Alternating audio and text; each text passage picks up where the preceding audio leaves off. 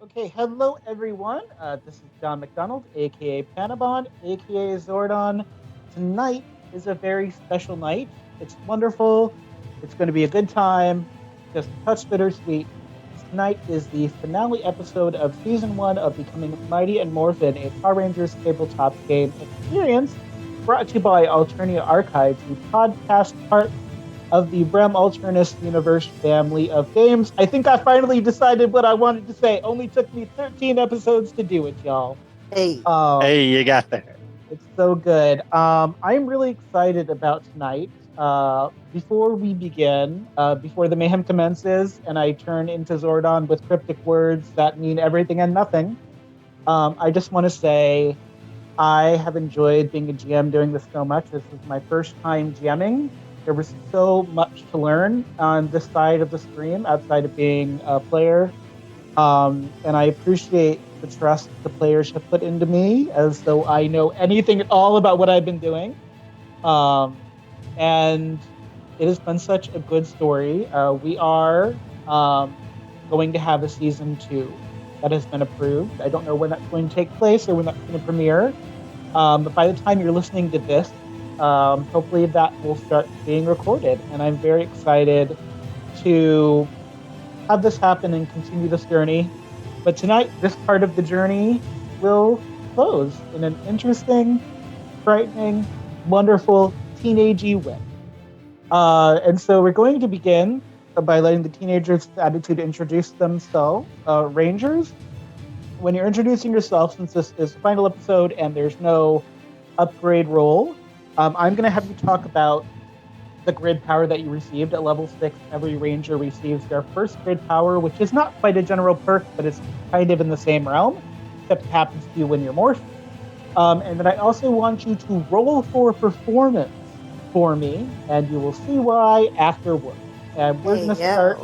We do, yeah. We'll see how you feel after that. We're going to start with Jane Russell. Please say hello to the great folks listening at home in their jammies. I assume you're all in your jam. Hello, I'm Elizabeth. I'm the Red Ranger, Jane. And my grid power is Power Shield. And that means I can draw the protective nature of the Morphin grid around one of my hands, creating a shield. I can spend 1 power to summon the shield, granting the wielder +2 armor, a +2 armor bonus to toughness. The shield is a physical object that can actually be transferred to others, and it lasts until I return back to my normal form. Fabulous. And it's been very useful already. It has because you saved Santa and you spent some time in Stone Canyon, which are episodes that were done in the Streamathon, which is very exciting. Jane, give me that performance roll. Let me know, and the folks at home, what you got.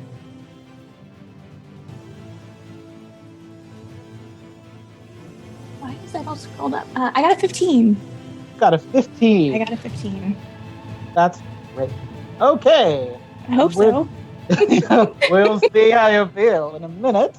And then we're going to move to the left as I see it. We're going to move to Jester, aka Patrick Bryant. Hello, Jester. Welcome to the game. Hello. Just as a general note, and I hope you take this with complete sincerity, as that's the way it's intended. GMing, especially for your absolute first time, you're doing an absolutely fabulous job, I feel.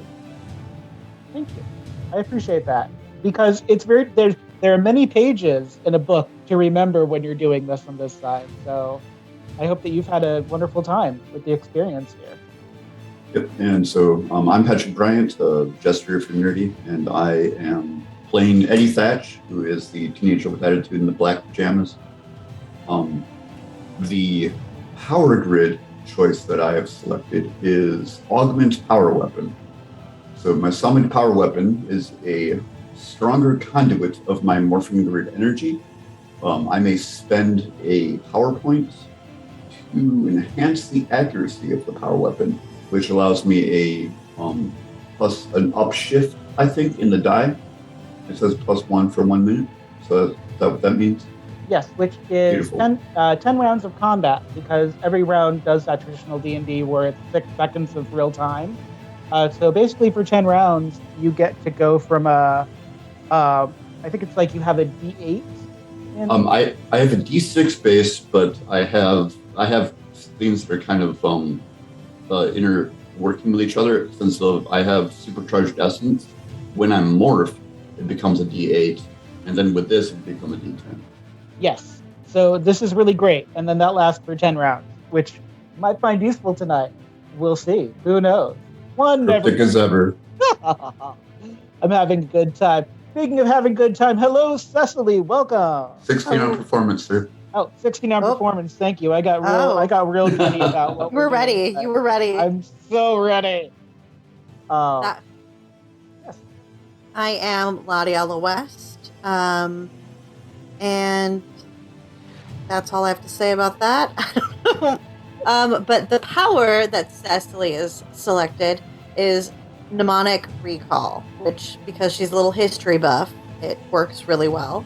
You have access to the flow of historical details etched into the flow of the Morphin grid. Spend 1 power to remember a particular detail from the past 30 days. Yes. And also, as someone that is kind of a renter performance person, I'm excited to see how high you roll for this. Oh yeah, no, I've got a pretty good performance modifier. So hopefully I say this and I don't just like fumble.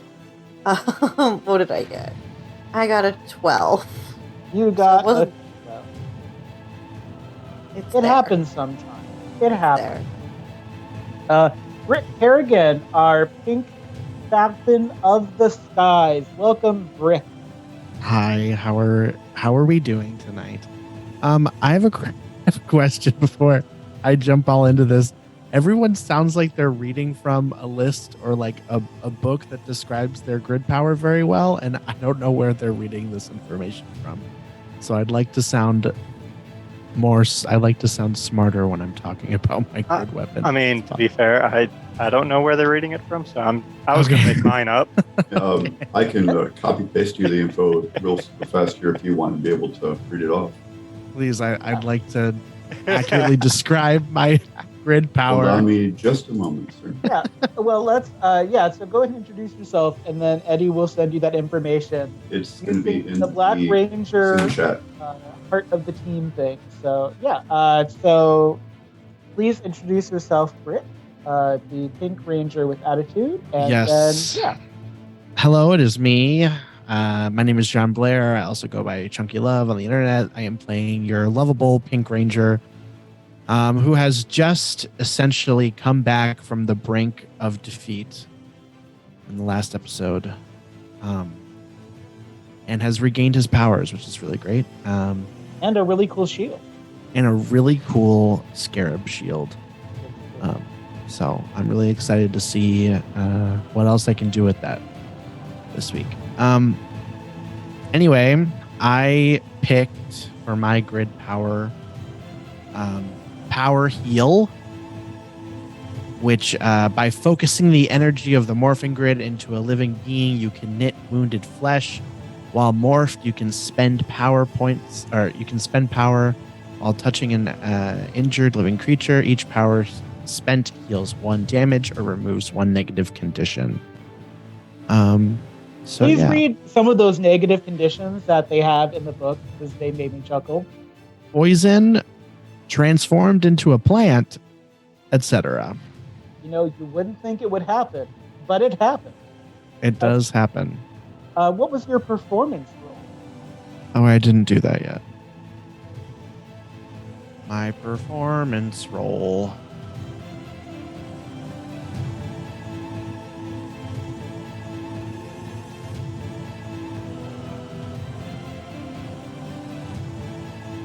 Is a 21.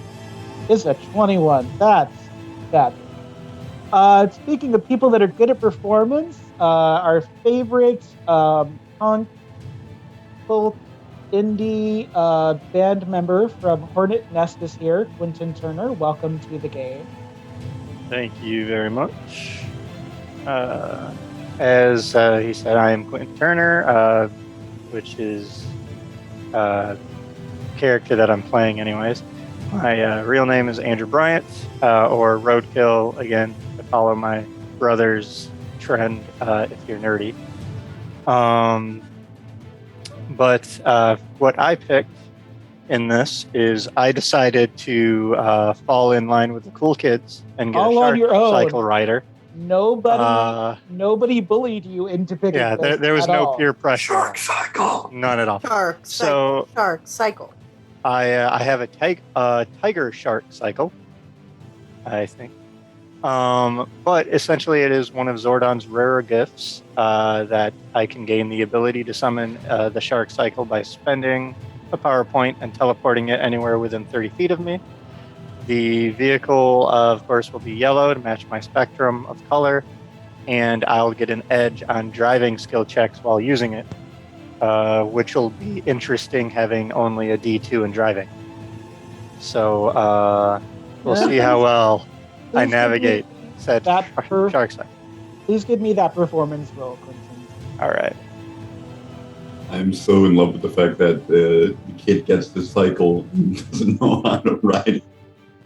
You really think I have a license? Come on. I don't know what I'm doing. You have a license to stun with your shoju clause, so. This is fair. My performance is not very stunning, however. Aw, I got a 7. you got a 7. Well, that might be lucky for you, or unlucky for you, depending upon this. So this performance roll to start out this game is essentially. Oh, by the way, Jane, you can edit this out. Quentin, if you need to go do a dad thing, we won't need you for a moment. So Okay. So this performance roll was for a commercial that has been hitting Angel Grove pretty hard, and so the person that got the highest roll, Brick, I want you to give me like a beat. Like an oons kind of beat. Okay. Yeah. Yeah, I need you to do that. And then, Eddy, you've got the second highest, it looks, right, with the 16. So I'm going to give you a kind of commercial thing. And if you can do this in rhythm with Brick, so that everyone kind of gets the flavor of this commercial, this will be really good. So, Brick, give us a beat. And then, Eddy, I'm going to type this in to the chat, and you can try to like do this in time. And if not, then after the beat goes away, Eddy, you can just say this as we would. We're gonna try this. This worked in my head. I know how well this is gonna work in real life. This is going to be wonderfully horrible. Yes. So Brick, give us a beat. Okay. Here it goes.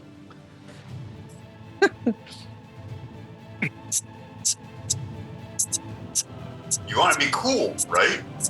You want to be best in school? You're no fool. You want shutter speed. You've got a friend group. Want to show off your mad skills. You want shutter speed. Come on, it's an easy thrill. Come on, the future's in the palm of your hands. It's shutter speed. That was amazing. Thank you so much. And then Well I think done. once all together, let's all say it together. That final line. 1, 2, 3. It's shutter speed. Yes. It's shutter speed. Exactly. Man, that was beautiful. That was like we rehearsed it. That was so good. Art. High art. So for all of you, this has been kind of bouncing around in your skull for the past few days because you've been seeing this like commercial jingle everywhere. It's on all the streaming services, big and little.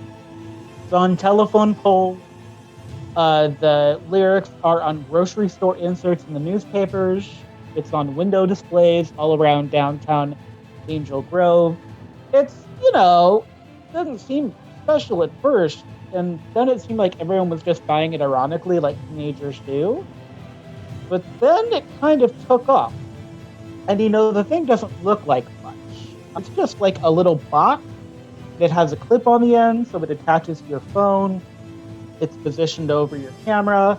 It only comes in one color. It comes in this like weird shiny purple foil kind of like quote-unquote universe color. There are rumors that actually caused a car accident when like a reflective light from the sun bounced off of it, but those are just rumors. It doesn't do anything in the way of offering like a physical thing. You can't click pictures like a Polaroid. But it's a hit. For those of you that use Rove, they have custom shutter speed filters. People have been turning themselves into comic strips and animals at the zoo. There's even one that turns you into a Power Ranger. Well, not a Power Ranger per se. It basically puts you into a colored bodysuit and gives you a bike helmet, which maybe you're a little offended by that as an actual Power Ranger, but it exists in the universe. Did anyone see Shutter Speed and think, yeah, sure, that looks all right. I'll do that. Maybe? I don't know. Maybe. I have a maybe. Okay. In the good old general, like, affable fool kind of mentality, I'm going to say that Eddy Thatch is embracing it wholeheartedly. Great. Eddy, how many pictures have you taken? Probably about 12. Okay, good to know. What's kind of nice about Shutter Speed is that it's just kind of a distraction before classes start. Summer is now wrapping up officially to a close. You do have to attend orientation for your senior year of high school because we're playing by grease rules in this universe. There have been a couple of weeks since your night at the museum, as it were, and you have faced a couple of low-level monsters together. Eddy, the first time you saw Britt suit up again and the golden shield, it was pretty amazing because, like, someone probably told you about the gold scarab shield, but, like, until you see it in person, you don't realize how cool it really looks. But then Brick being back kind of goes back into the rhythm of your normal life, a couple of low-level monsters, Fairy, Attack of the Killer Tomatoes, but you've all reached level 6 together, and you've accessed those grid powers that you talked about, so now you've kind of gotten into the rhythm of your, upgraded life as a Power Ranger. And that's great, that is your Ranger self. But your senior year of high school is going to arrive in Grove High. Your orientation is set for the Wednesday before classes officially begin. The juniors have their orientation the day after. Sophomores have theirs on that Friday, and the freshmen have theirs on the first official day of classes. You can find out where your locker is, reconnect with your school classmates, you see how bad the lunch menu is going to taste. Seniors at Angel Grove High Business, you do get first pick of open slots to join or start a club, but you do need 3 members in order to do so. Knowing all this, wrapping up summer, is there anything anyone wants to do before orientation day arrives? Hearing nothing? You can if you want to. I'm going to be very clear, but you don't have to. I'm not going to make anyone do anything they're not interested in doing. I feel like Cecily would have dragged at least some people to the SoCal Renaissance Fair. That's in the summer, late summer. All right, that's exciting. Did anyone go to the SoCal Fair with Cecily? Jane would Eddy. know. Of course. Eddy would be all about it. All right. The SoCal Arts Fair does not feature Jack the Whipper, sadly, but does feature giant turkey legs, and they're pretty famously well-known turkeys. So, with turkey legs in mind, the sadness of school lunches does make you a little more sad. You arrive at the steps of the school. Orientation begins classically at the gym bleachers, but you can walk around a little bit. You can kind of decide when you arrive, if you arrive with someone else, but you need to go to orientation. So how would everyone like to get to orientation for your senior year of high school at Angel Grove High? Go ahead, Cecily. I was just going to say, I think Cecily is going to walk, just take a nice little stroll, kind of enjoy, it's SoCal, so it's not like it's going to get cold, but just kind of the freedom, symbolically. She has hot tea in a travel thermos that she's sipping as she strolls her way to school. As seniors, you do have a little leeway on food in the hall. So that hot tea is perfectly fine, and no one's going to compensate that, which is very nice for you. Yeah, so are you going to arrive early, Cecily? Are you arriving on time? She's always early.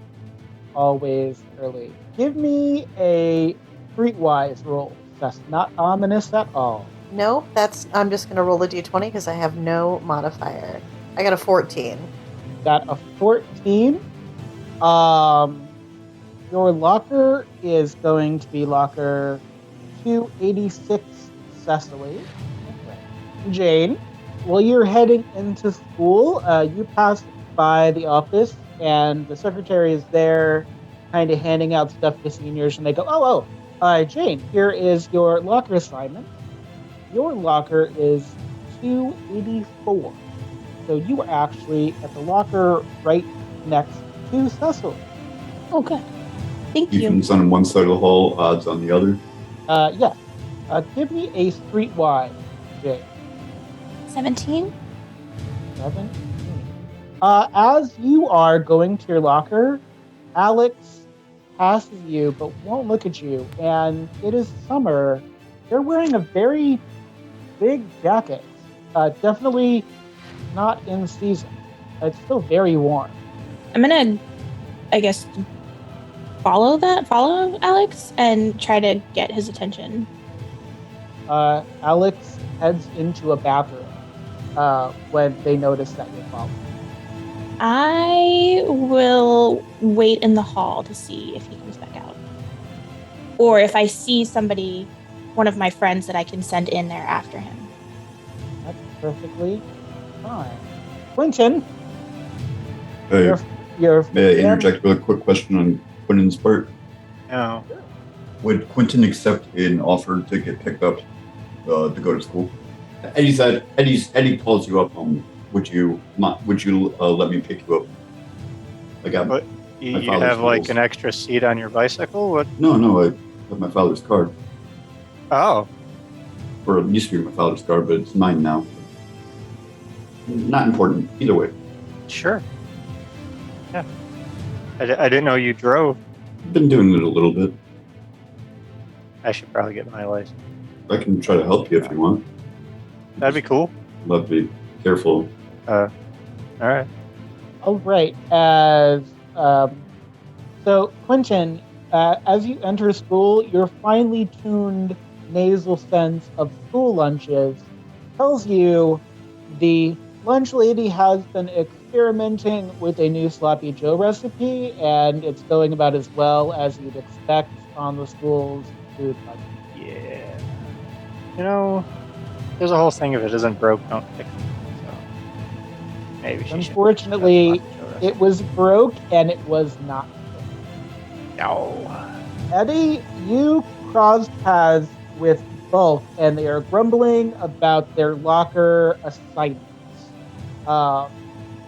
Bulk seems very unhappy, and the reason is because he did not want to be grouped with the nerds, and by the time you get your locker assignments, you figure out that your locker is 2 lockers away from Bulk, Eddy. So you're going to have a fun senior year with Bulk 2 doors down from you in the locker department. In a probably relatively foolish attempt to ease the grumpiness. Hi, Bolt. God, it's happening already. This is what's great about summer. I don't have to deal with you nerds. You're not going to talk to me every day of class, are you? Oh, maybe not in class, but at least in the hallway, I'd probably say hi. Can't wait to get my schedule. If I can just get away from you nerds. Oh, see you later, Bolt. Give me a streetwise Eddy. I rolled a 7. You rolled a 7. Okay. Quentin? Yes. Yeah, you know how you fall a lot in ranger form? Uh-huh. Yeah. So you got the cursed locker. I got the curse locker. There is a cursed locker. It's not haunted. It's more like it doesn't open like half the time, and the janitorial staff may have fixed it. The great news about the cursed locker is that you were literally right outside of the band door. It does mean that you are the farthest ranger away from the other rangers. You're all kind of on the same floor because you're all seniors. But like, you can't like talk to any of the other rangers, but like you can see line of sight and you can like nod at them and maybe they'll see you if there's not many people in the hallway. But you are in the curse locker, and several students, including Maribel St. Clair, who was just declared senior class president, chuckles, upon seeing you trying to open said locker.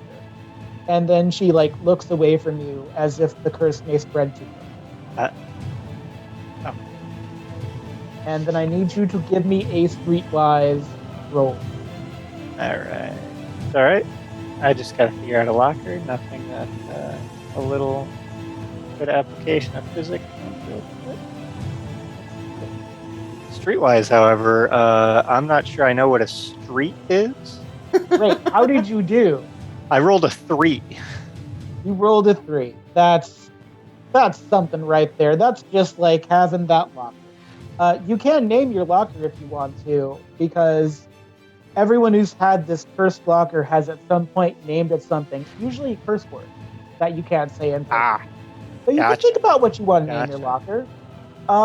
Britt, are you rolling up to school with the with your baseball crew, or have you been giving them kind of the cold shoulder for the past couple of weeks?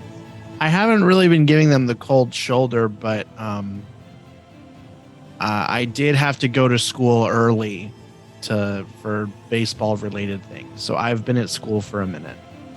And I'm actually I was actually trying to find my new locker assignment as I walk past the bathroom, and I notice Jane standing there. And I walk up to her and I'm like, Jane, do you know where this locker is? I can't find it. I'm lost. What number is it? What number is it? It is 255. It's 255. Yeah, it's down that way. I can show you where it is in a minute. Can you do me a favor first, though? Sure. This might sound a little weird, but I need you to go into the men's bathroom. Alex walked by and he was being really weird, and he was wearing a really big, bulky jacket, and I just want to make sure he's okay. And he went in there. Sure. Thanks. Sorry. Before you go into the bathroom, Brick, I want to let you know that this is either the universe or someone did something in the office.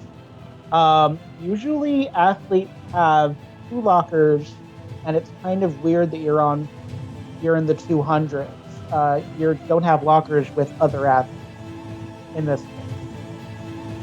Oh, well, that is weird. I guess I'm gonna kind of save that for later and maybe have to visit the front office at some point. Mm-hmm. Fun fact, though, you will find this out later, but I'm telling you this now. Across the hall from you in locker 256 is Skull, who has been trying to avoid you for the past month or so. So that's going to be fun. Ever since we had that body swapping Yeah. shenanigan? Mm-hmm. Right. Okay. Cool. Well, I'm going to head into the bathroom and see if I see Alex in there. The bathroom is empty, but the acoustics are as such is that you can hear someone trying not to breathe heavily. Someone obviously in a little bit of a panic. Okay, in which case I'm going to just kind of very lightly just be like, Alex, are you in here? There's a brief pause to the noise coming from the stall, but then the small voice says, just go away. Just go away. Is something going on, bud? Why are you hiding in the bathroom? It's nothing. It's just that whoever you are, just it's fine. Okay. Well, I just want you to know your friend Jane is outside, and she asked me to come check in on you. So I'm just here making sure you're okay. I heard you're wearing a jacket. It's 78 degrees outside. What are you doing that for? It's actually 80 degrees outside. It's actually 80 degrees outside. What are you doing that for? It's weird. I can't. It's weird. All right. Well, listen, I don't know if you want to hide in the bathroom all day during school because, we have to like go do school stuff. But if you want to like come out and talk about it, I'm here to talk about it with you. Alex says, you're not going to go away, are you?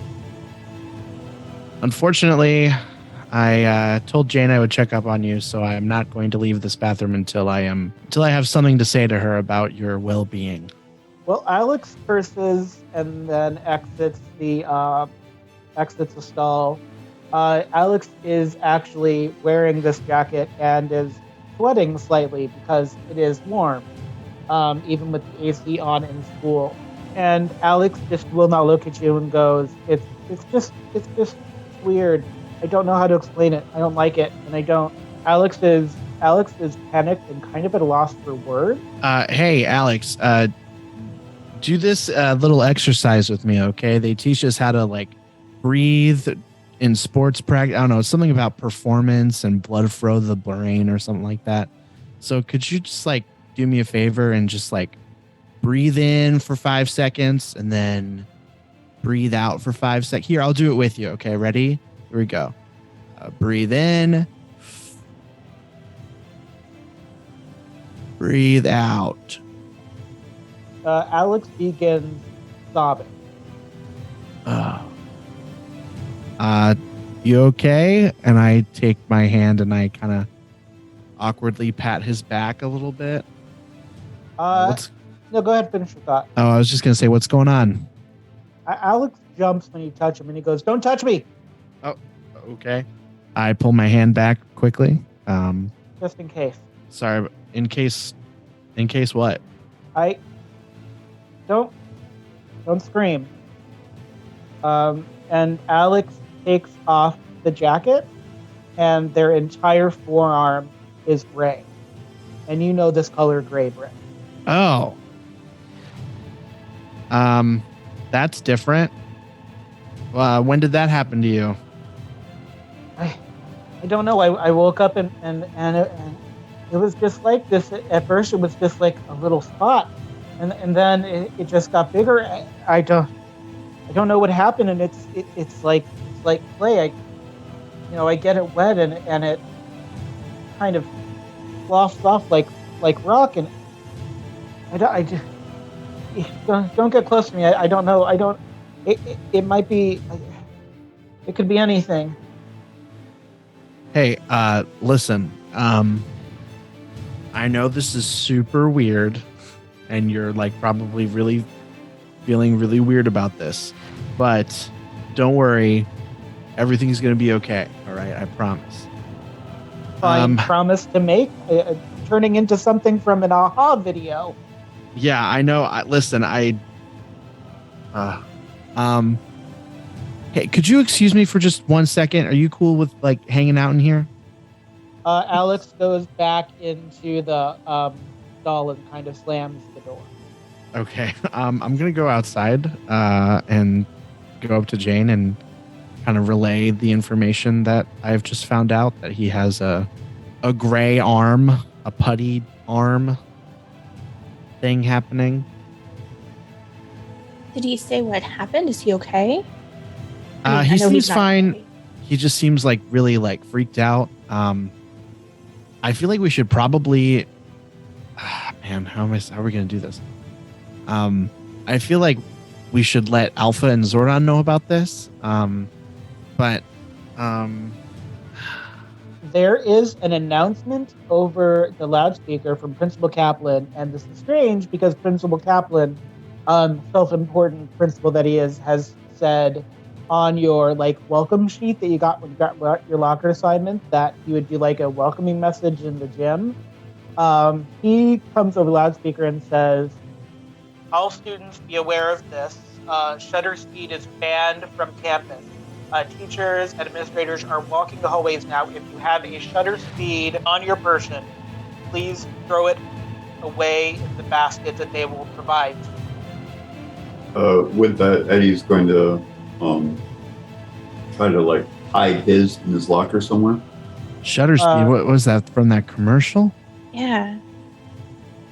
I was curious about it, but I didn't actually get it. Did you?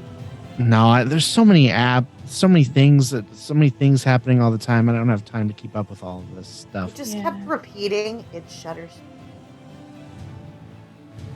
Oh, hi, Cecily. Oh, Hi, I forgot. My locker's right here. I didn't know we were still by your lockers. I thought were we? Jane, I don't know. I thought Jane followed him. Cecily, you can totally just roll up. That's fine. I thought we were by the lockers. I apologize. You're a little bit. You're not far from the lockers, but I'm also a busybody, so. Yeah, you see two rangers together congregating, anyways, speaking about something obviously intense. Hush, hush. And you've just heard an ominous message from the principal about shutter speed. Eddy, are you going to roll up on this conversation? Yeah. Did you want me to possibly roll anything for the attempt to hide my shutter speed in my locker or anything like that? Not yet. Quentin, are you going to roll up on this conversation? I'm probably going to be humming the jingle under my breath as I walk up. I'll probably go and be like, yeah, I couldn't afford that thing. Yeah, so, hey, Eddy, you tried to put that in your locker, right? Or where did you try to hide your shutter speed at? So if these are anything like lockers, I remember you have the smaller compartment up top. Yep, got a little shelf. Got Yep. 2 little shelves. Yeah, so essentially, I'm going to try to hide it up there, either behind or sequestered between something or what have you. Probably nothing too terribly well thought out or whatnot, but an attempt to put it out of sight nonetheless. Yeah, that's great. Good times. So you attempt to do that. Your backpack feels a little heavier than it should, Eddy. Okay. As I when I get to the group, I'll kind of put the backpack down, listening to what they say, and just kind of rummage through it. Yeah, your shutter speed is in your backpack. With that, I'm going to basically kind of just quickly close the very inconspicuously quotation marks. Close up the backpack again. Yeah, but you're all congregated in front of the bathroom. You just got this message about shutter speed. There is a scream from the bathroom, from inside the men's bathroom. Oh no! All right, I'm gonna rush back in there. Eddy's going to rush in after Brick. Okay. I'm gonna run after Eddy. You rush. I'm gonna go, Alex. Or what's going on? Are you in here? You rush in just in time to see Alex go back into the stall, and Alex's shutter speed slams across the mirror and breaks the glass and lands in the sink. Is that one of those shutter speed things? Yeah, it definitely is. You hear Alex cry out, "It won't leave me alone." Is it saying something to you? What is it doing? I tried to get rid of it. I tried to throw it away. I did anything I could. I even took it to that dumpster beside the Panera where they lock it up at night, and it just kept coming back. With that, I'm gonna imagine that Eddy left his backpack out in the hallway and probably reach into my pocket and find the shutter speed again. Oh no, it's still in your backpack. You're close enough to it. Fair enough. Oh, okay. Eddy, you said you had one of these? Yeah, and mine just a moment ago. Okay, so principal lets out an announcement. I stuffed mine in my locker. Now it's in my backpack. I swear I put it in my locker, but now it's in my backpack. This is the first time it's done something funky. Hey, maybe I kind of turn towards Quentin and Eddy, and I say, kind of under my breath, very softly, I'm like, I think you should show this to Mr. Tubes. Right. If I show it to Fish Tank, he'll probably take it away. These things are pretty neat. With that, Alex comes out of the stall carrying the top of the toilet tank, and tries to bash it against his shutter speed, and it does not break. Like the toil intake breaks rather than the shutter speed. See, they're really durable. Might as well use that as a that's piece of just armor. I'm gonna grab Alex's arm so he stops like trying to break the thing, and I'm hoping that perhaps without being too obvious about it, I'm wondering if I can also subtly use my grid power. You have to be morphed while using your grid power. That's the difference between a grid power and a general perk. Okay. I didn't know if I just like got powers all of a sudden. Nope. You have not tried to do it outside of being morphed, and Alex is jerking away, and you realize that it's a thing where you need to be morphed in order to do it. Sadly. Okay, cool. Yeah, gotcha. I'll pull my arm back and I'll just be like, "Hey, Alex, you need to calm down just a little bit, okay? Don't worry, we're gonna figure this stuff out. I'm gonna take his shutter speed though, and I'm gonna like take it from him." Alex welcomes you taking it from him. Alex just like runs out of the bathroom with the jacket wrapped around himself. Have a good day, Alex. Jane, you and Cecily see Alex like run like the devil is chasing after them.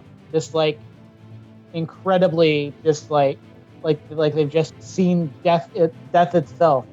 Did Quentin or Eddy see the gray arm, or was he wearing the jacket the whole time? Give me an alertness roll. Will do. All right. Well, She would have tried to call out to Alex as he runs by, but I don't know that she would follow him. Alex Alex runs down the hallway and literally tackles Skull, and then gets up and scrambles off, and Skull's nose is now like broken. Oh. Broken. Quentin got a 17 on his awareness. See if you saw the gray arm. Quentin, with your 17, you saw the gray arm, and you recognized the gray right away.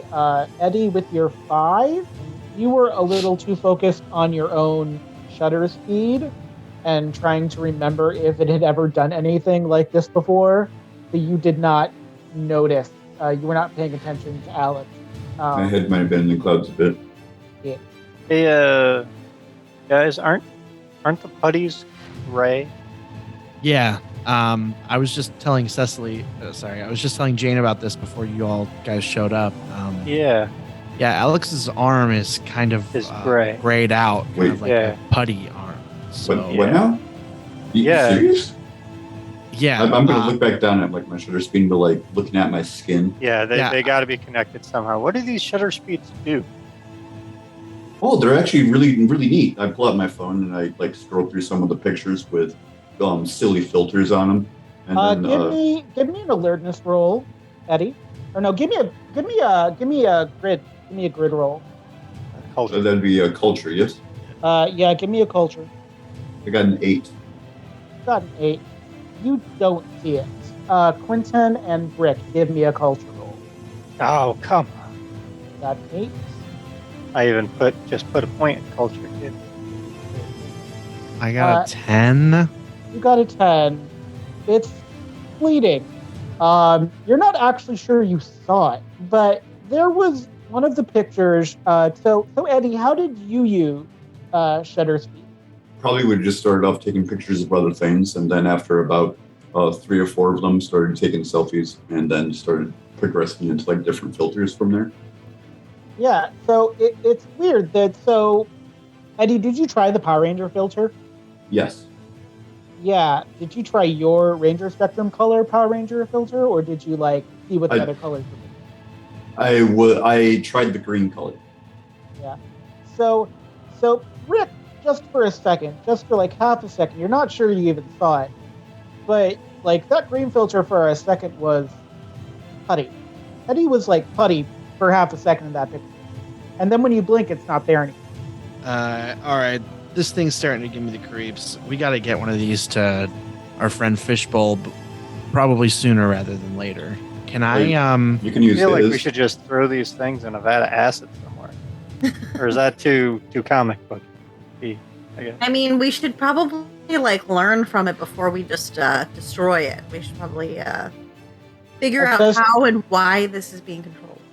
Cecily, did you go inside the boys' bathroom, or did you guys? Oh no, sorry, I was sorry. Oh, that's right. I went to the restroom and I didn't realize we were back in the bathroom. Sorry. No, I thought we left. Didn't we?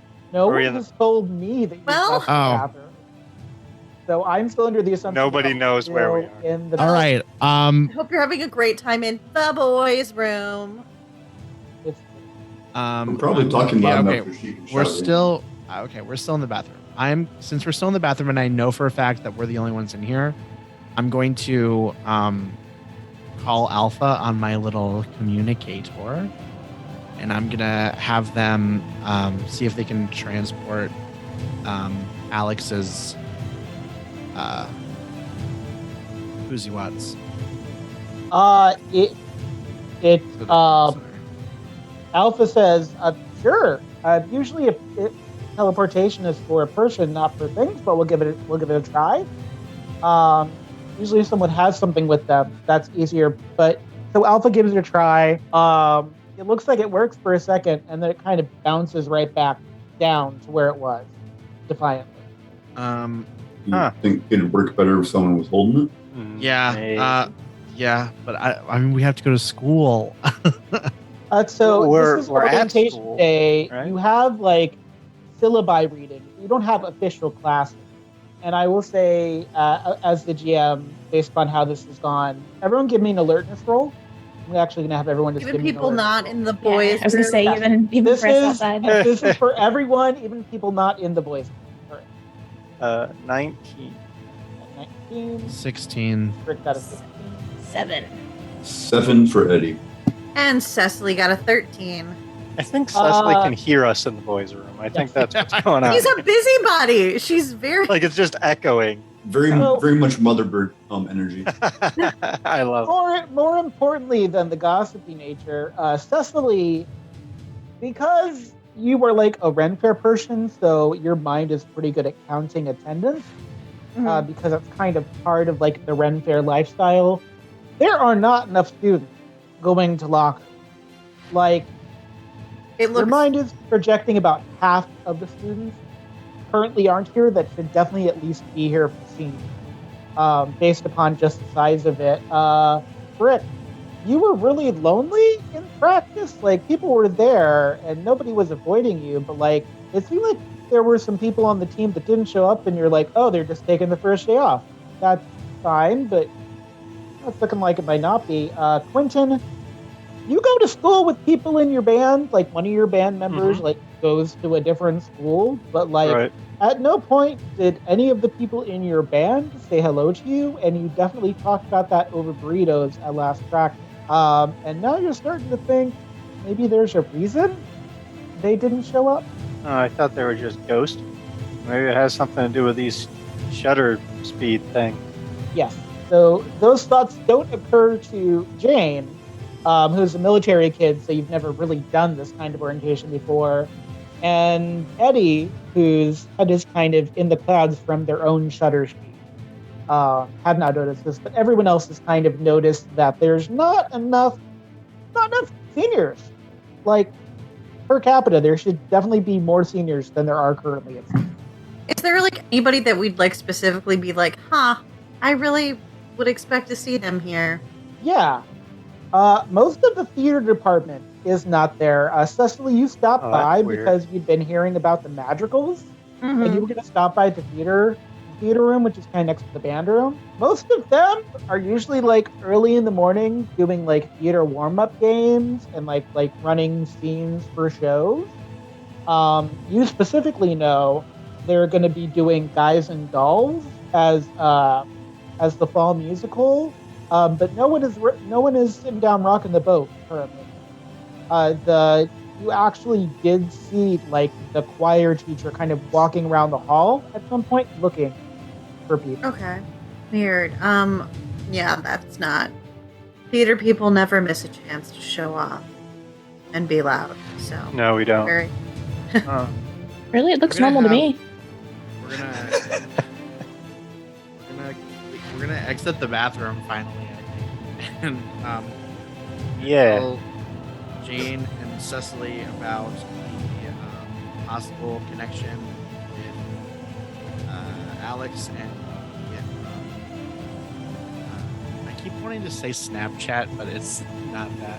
It's shutter speed. Shutter It's shutter speed. speed. Shutter speed. Just like that. The shutter speed and saying that I tried to send it to Alpha, but it didn't work or something. So, and also I'm going to relay the information that, we kind of start talking about it. You know what? Never mind. By the way, you see Skull, like, no one has attempted to help Skull up, by the way, Brick. Yes. Skull's I didn't. Like, laying splayed out. I was like, getting to that. Their life Nah, choice. he's fine. So I am going to just basically relay that information, and then I see Skull on the ground, and I'm going to go attempt to help him up. I'm going to be like, hey, buddy, you okay? What happened to you? I hate my life. Someone ran me over. F school so hard. He doesn't say F school, but I'm not going to say the thing that he actually said. But you get the idea. Skull's just laying there going, this is so stupid. Yeah, buddy, me too. You want to take my hand and get up off the floor? Fine. Folks nowhere around. Don't do anything weird. Last time I saw you, weird things happen. I didn't appreciate it. Hey, listen, man, about that, like, it was just as weird for me as it was for you. So, no hard feelings, but, it's been pretty weird around Angel Grove lately, So. This is the last morning I don't have a breakfast burrito. And that's the last thing Skull says to you before they walk off to go find Bulk. As a little side note, when Quentin and Brick left the bathroom, Eddy would have stayed behind just a little bit out of kind of like curiosity and like concern, and he legitimately doesn't want to like give up the shutter speed because he's been having fun with it, but kind of hard to ignore everything that's been happening. He fiddles around and takes a selfie through the bathroom mirror. Give me a technology roll. With a 0 in the skill, do I roll with snag? No snap. Just give me a straight D20 roll. I got an 8. You got an 8. Nothing seems amiss, and as this is your 13th picture, like, I mean, people seem to be drawing conclusions. You didn't see anybody with a gray forearm, and this looks like an art student. So, like, could have done it themselves. I mean, aren't art students like attention seekers, Eddy? Probably just some performance art thing you guys doing. Do you really want to give up your shutter speed? You know how much money that costs?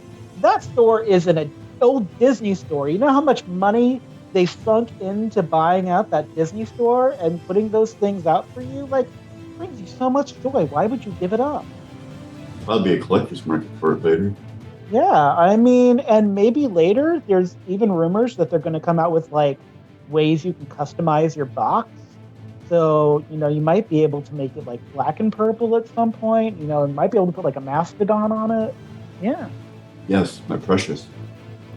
Yeah. Great. I'm going to look around after Skull runs away. And dripping blood on the floor, by the way. The janitor's going to see that eventually and be so angry. But definitely he was having like a bloody broken nose in progress running away.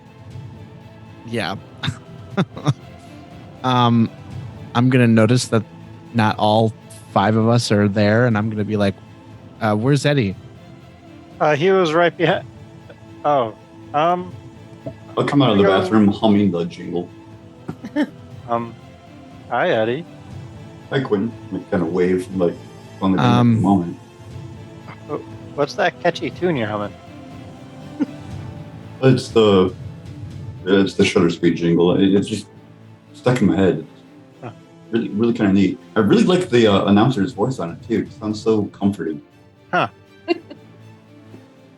For the announcer's voice is so comforting.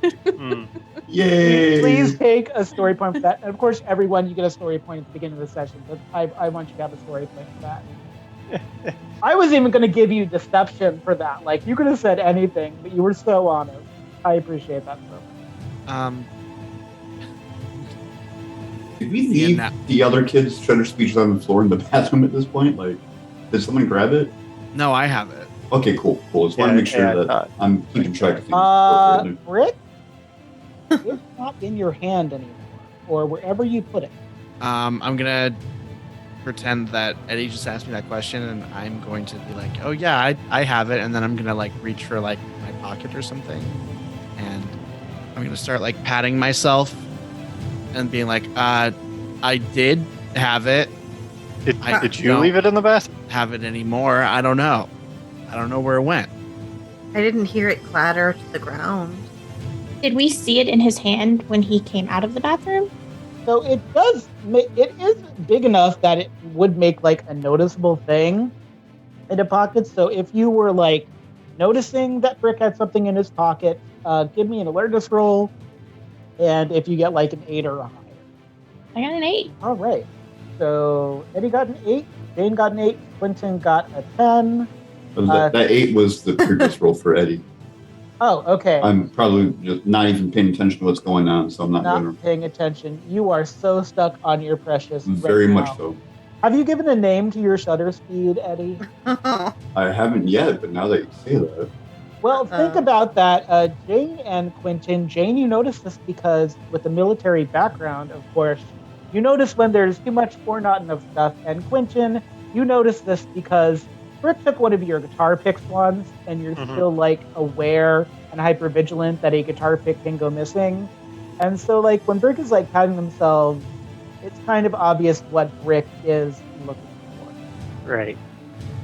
My guess is Alex has it again.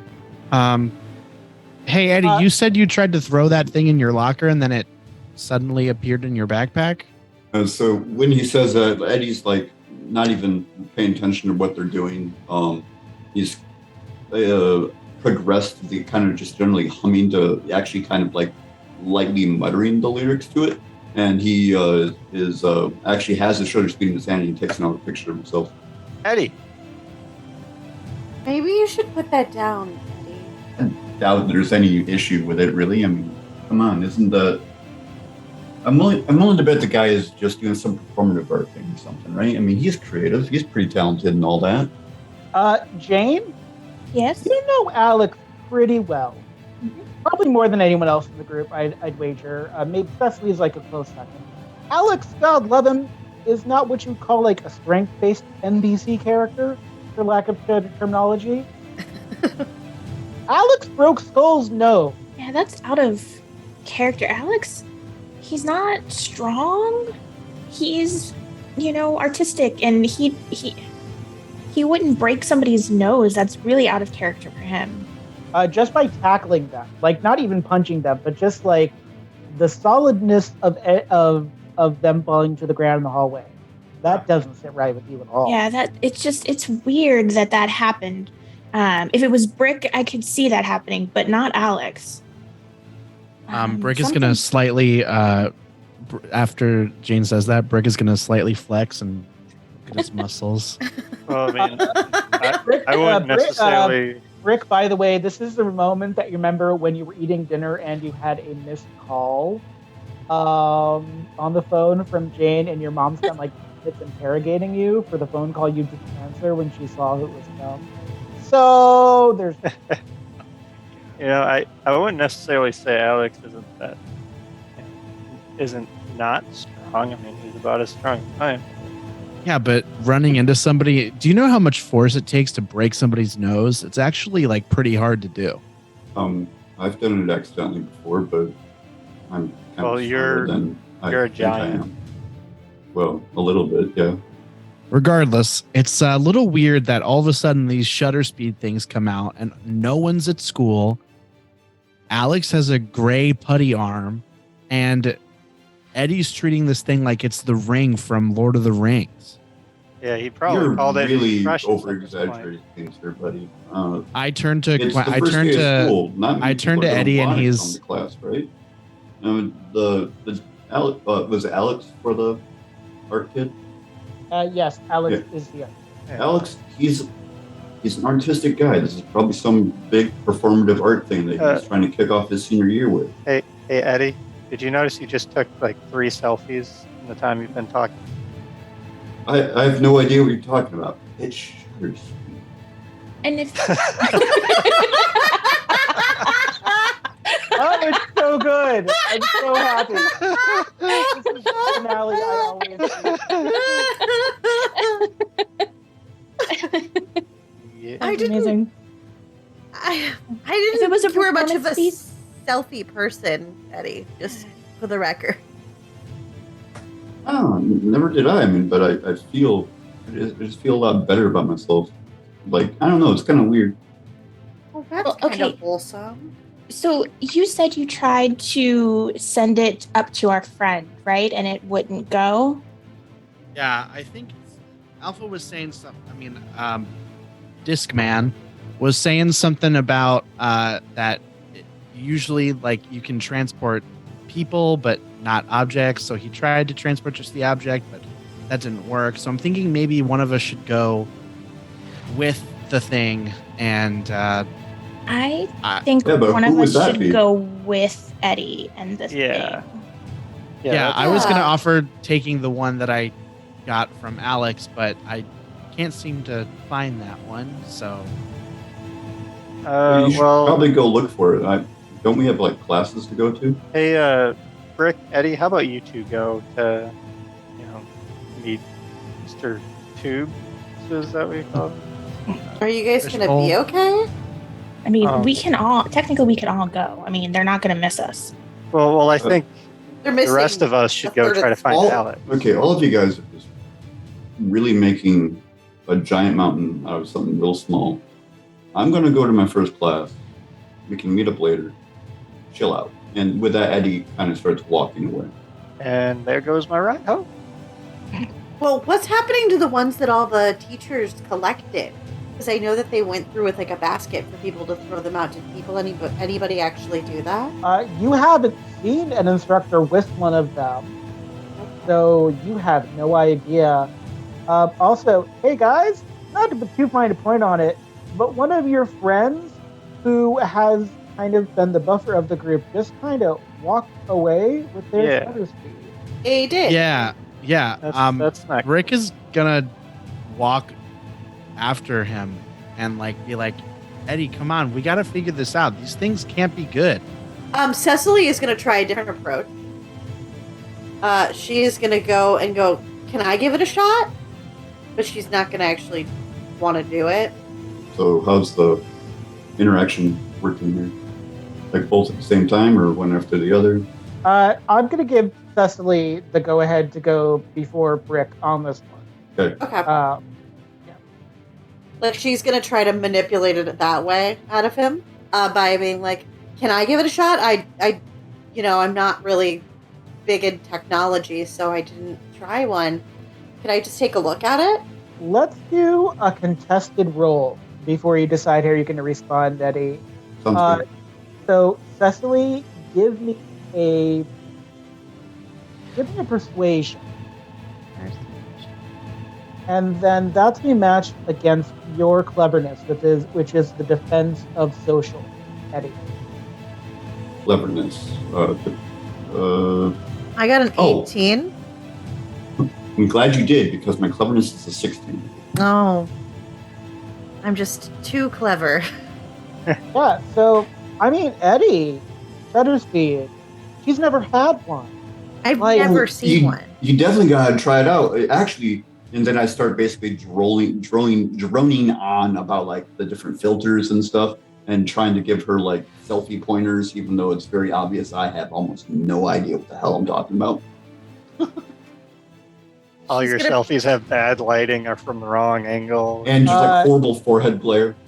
Cecily or Brick, or both of you if you want, give me sleight of hand. I think Cecily's actually gonna motion over to Brick to be like, Let a "You hand grab up it." thing. Like, yeah, like she's like, I'm doing the acting here. I'm acting. Like I'm very interested in this. Anyone trying sleight of hand, give me infiltration, whoever is a part of this conversation. Given my extracurricular activities, would I have any edge on kind of noticing such an action?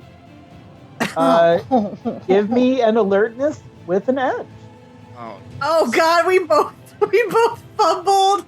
Cecily actually even has infiltration. Wow, look at that. Yeah, I do. So Now you're shady. Now you're shady. yeah. I got a 7. Rick got a 3. All right, Eddy, you're in control here. You basically won a contested roll. Unless somebody wanted to use a story point to re-roll their. Me. Do it. I was about to. So if you do it, do it.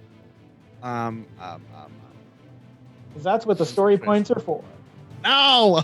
Okay, so the moment better. that Eddy kind of notices that something is awry, his like friendly face goes completely like dark and just like straight in a way that you've never really seen Eddy do before. And at this point, he's actually standing in such a way to where he's not punching over or really slouching his shoulders anymore. He's actually utilizing the full size of his physical form, and it really kind of striking touch of intimidation. It essentially goes like, "What are you doing, friends?" I was just curious. Again, I'm not good at technology or anything like that. So. Yeah, you're not the greatest at lying either. And with that, he kind of pulls the shutter speed a little bit closer to himself. When you pull the shutter speed away, the shutter speed teleports you, Eddy. Oh no! Like he's gone now. He's been teleported away. Yes, but he did not teleport the usual way. He teleported in this. You can do a culture roll if you were in the hallway and you saw it. Give me that culture roll. 15. 15 from Quentin. Is anyone else doing culture? I got a 23. What is the culture roll for? Culture roll in this case is like a grid lore type. Yeah. Well, My assumption is this teleport has a significant lack of color to it. Cecily got a 17. It is Rick. Are you doing the culture roll? Sure, I guess. Why not? I don't want to be left. I just figured everyone else would scores. 10. 10. Okay. So Jane with the 23, definitely. So everyone noticed it was not a normal teleportation. Jane, Cecily, and Quentin, you were closer. Brick was still a little more concentrated on the shutter speed object itself. And there's no great way to put this. It looks like purple lightning, but not like ranger teleportation. Like it looks kind of like the colors of the shutter speed. It's shutters. It is shutter speed. In That is, as some put it, sus. Okay.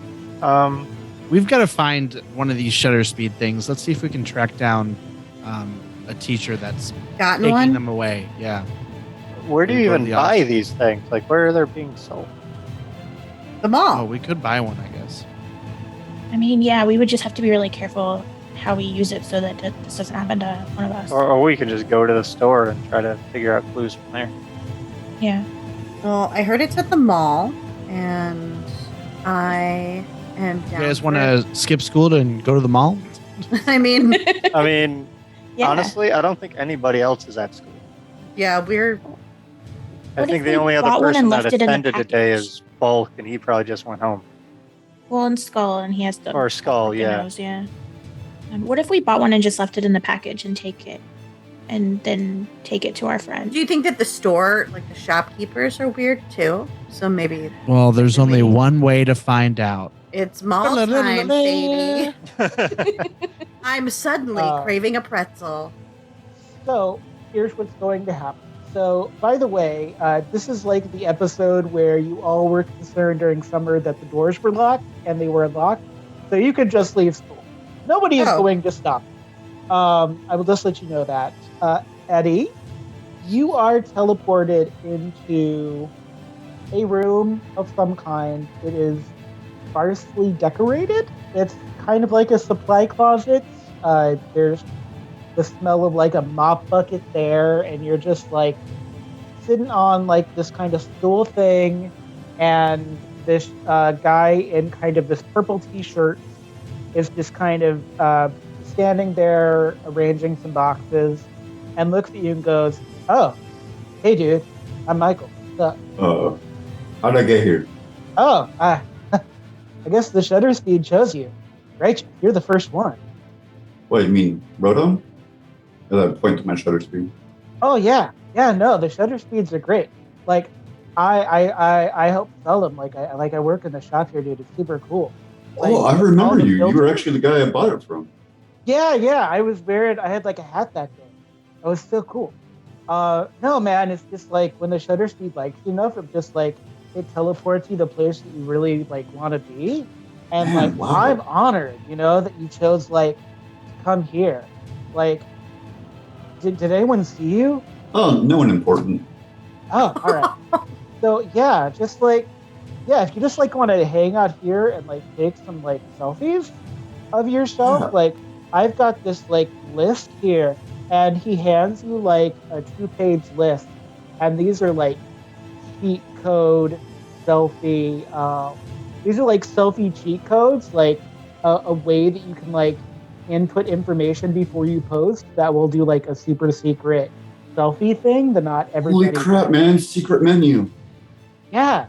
So just like stay here, brah, and just kind of like enjoy yourself. It's a secret menu. And then Michael leaves and locks you in the storeroom. Like you definitely hear the door lock. But do you care? Don't care. It's shutter speed. Yep. Yeah, I'll start just like muttering the jingle to myself again as I go through the pages. Oh yeah. All right.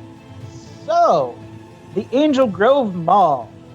This is kind of like halfway indoor, halfway outdoor mall because it's like Southern California. The Shutter Speed / Old Disney store is like on the inner part of the mall, which is really cool. It's not very busy because it's still particularly early, but you know what is open? Cinnabon. So if you want a cinnamon roll, now's your time. But of course, you are worried about Eddy / Shutter Speed. Obviously, you don't know that Eddy is in the building, but the most important thing is that you're living the teenage dream and skipping classes to go to the mall all together. Cecily, I don't know if you ever dreamed about doing this in your life, and I know you're worried right now, but like this is like Blossom.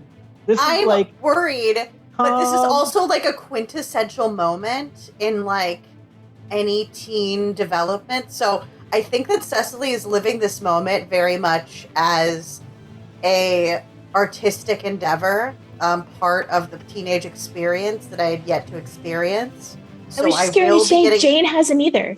Oh yeah, it's gonna be there first. I will be acquiring a cinnamon roll. Yeah, it might just be the center of it, but I've never done this kind of thing either. They actually make, I was at a Cinnabon last night, they make something called Cinnabon Bites, which are cinnamon rolls inside of a cookie. Oh my God. God. That is like a new thing that they have. They do have center of the roll, and they have a special apple pecan flavor that smells incredible, and it kind of makes you just want to hang out at the food court for a little while. All food tastes better when you're playing hooky. And Brick, the sport autograph store right next to the food court, not very far in the mall, mind you, has one of your favorite sport athlete inspiration people, and they have like a 60% off autograph. You just have to go in and buy it and be deterred from your mission. Does this mall have an Auntie Anne's? This mall has a knockoff Auntie Anne's called Auntie Angela. Does Auntie Angela sell hot dogs wrapped in pretzel? They actually perfected the hot dog on top of the pretzel. So it's just like a topping now in like slices. No. I don't want that. You don't want that. Are you sure? There is a Mrs. They Pia. cover it in cheese and bacon, too. They do cover it. I don't like my dogs sliced. Okay. Not 5 years old. Neither am I. But that was pretty good. He's an elitist. Jane, while you are enjoying Cinnabons in the food court, there is a store here selling international goods, different different toys, different light fixtures, things from sellers in different countries, and it's like in the food court area. So like after you finish your Cinnabon, you can just like hang out, you know, just like look at all the cool stuff in the shop. I feel like this is like the music box, and if I go over, I'm gonna like fall asleep or something. Give me an alertness roll. It's always a Cinnabon. The Cinnabon I got is a always 5. a threat. You got a 5. I got a 5. They have one of those like bell dulcimer things where you like play it like with your hand hovering over it, and like I've always kind of like wanted to play one of those. Like never actually seen one in person like that you could play. And like there's not really anybody in that store that you can tell, but it's an open store with lights on and music playing, and it's a really cool instrument. Jane will walk over there to look at it. I'll be right back, guys. Right back. I want to see something really quick. Cecily's gonna like keep an eye out because like as much as she wanted this Cinnabon, they do have a mission. Do you? Cinnabon was just essential to the mission. These Yeah, other things- we do though. Hey, well, I'm still trying to decide if I want this pretzel covered in hot dog or cinnamon. Why not both? You beat me to it. I don't have the money for both. You want both, Jane? I mean, she's getting up and walking away, but she would absolutely buy both for him if he wants. Brick. What is brick? I mean, that sport autograph thing, if you don't get it Right. now, I know. it'll be gone. I know. Somebody else Wait, will see it. I know. But Eddy, he's gone. How about this? Bye. I know. How about this? Eddy is I'll fine. go with you to the sports store. You go with me to the dulcimer store, and that way none of us are by ourselves, and we can kind of stick together. Yeah, I'll hang out with Cecily and eat. So. Yeah. I would love everyone to give me a culture roll. Ah, yes, the culture of the SoCal Mall. That's exactly I what got this a is. 9. Like, Nine. totally. I got a 20. You got a 20. You know, I love studying cultures, Nice. I got a 10. You got a 10. even if it's mall culture.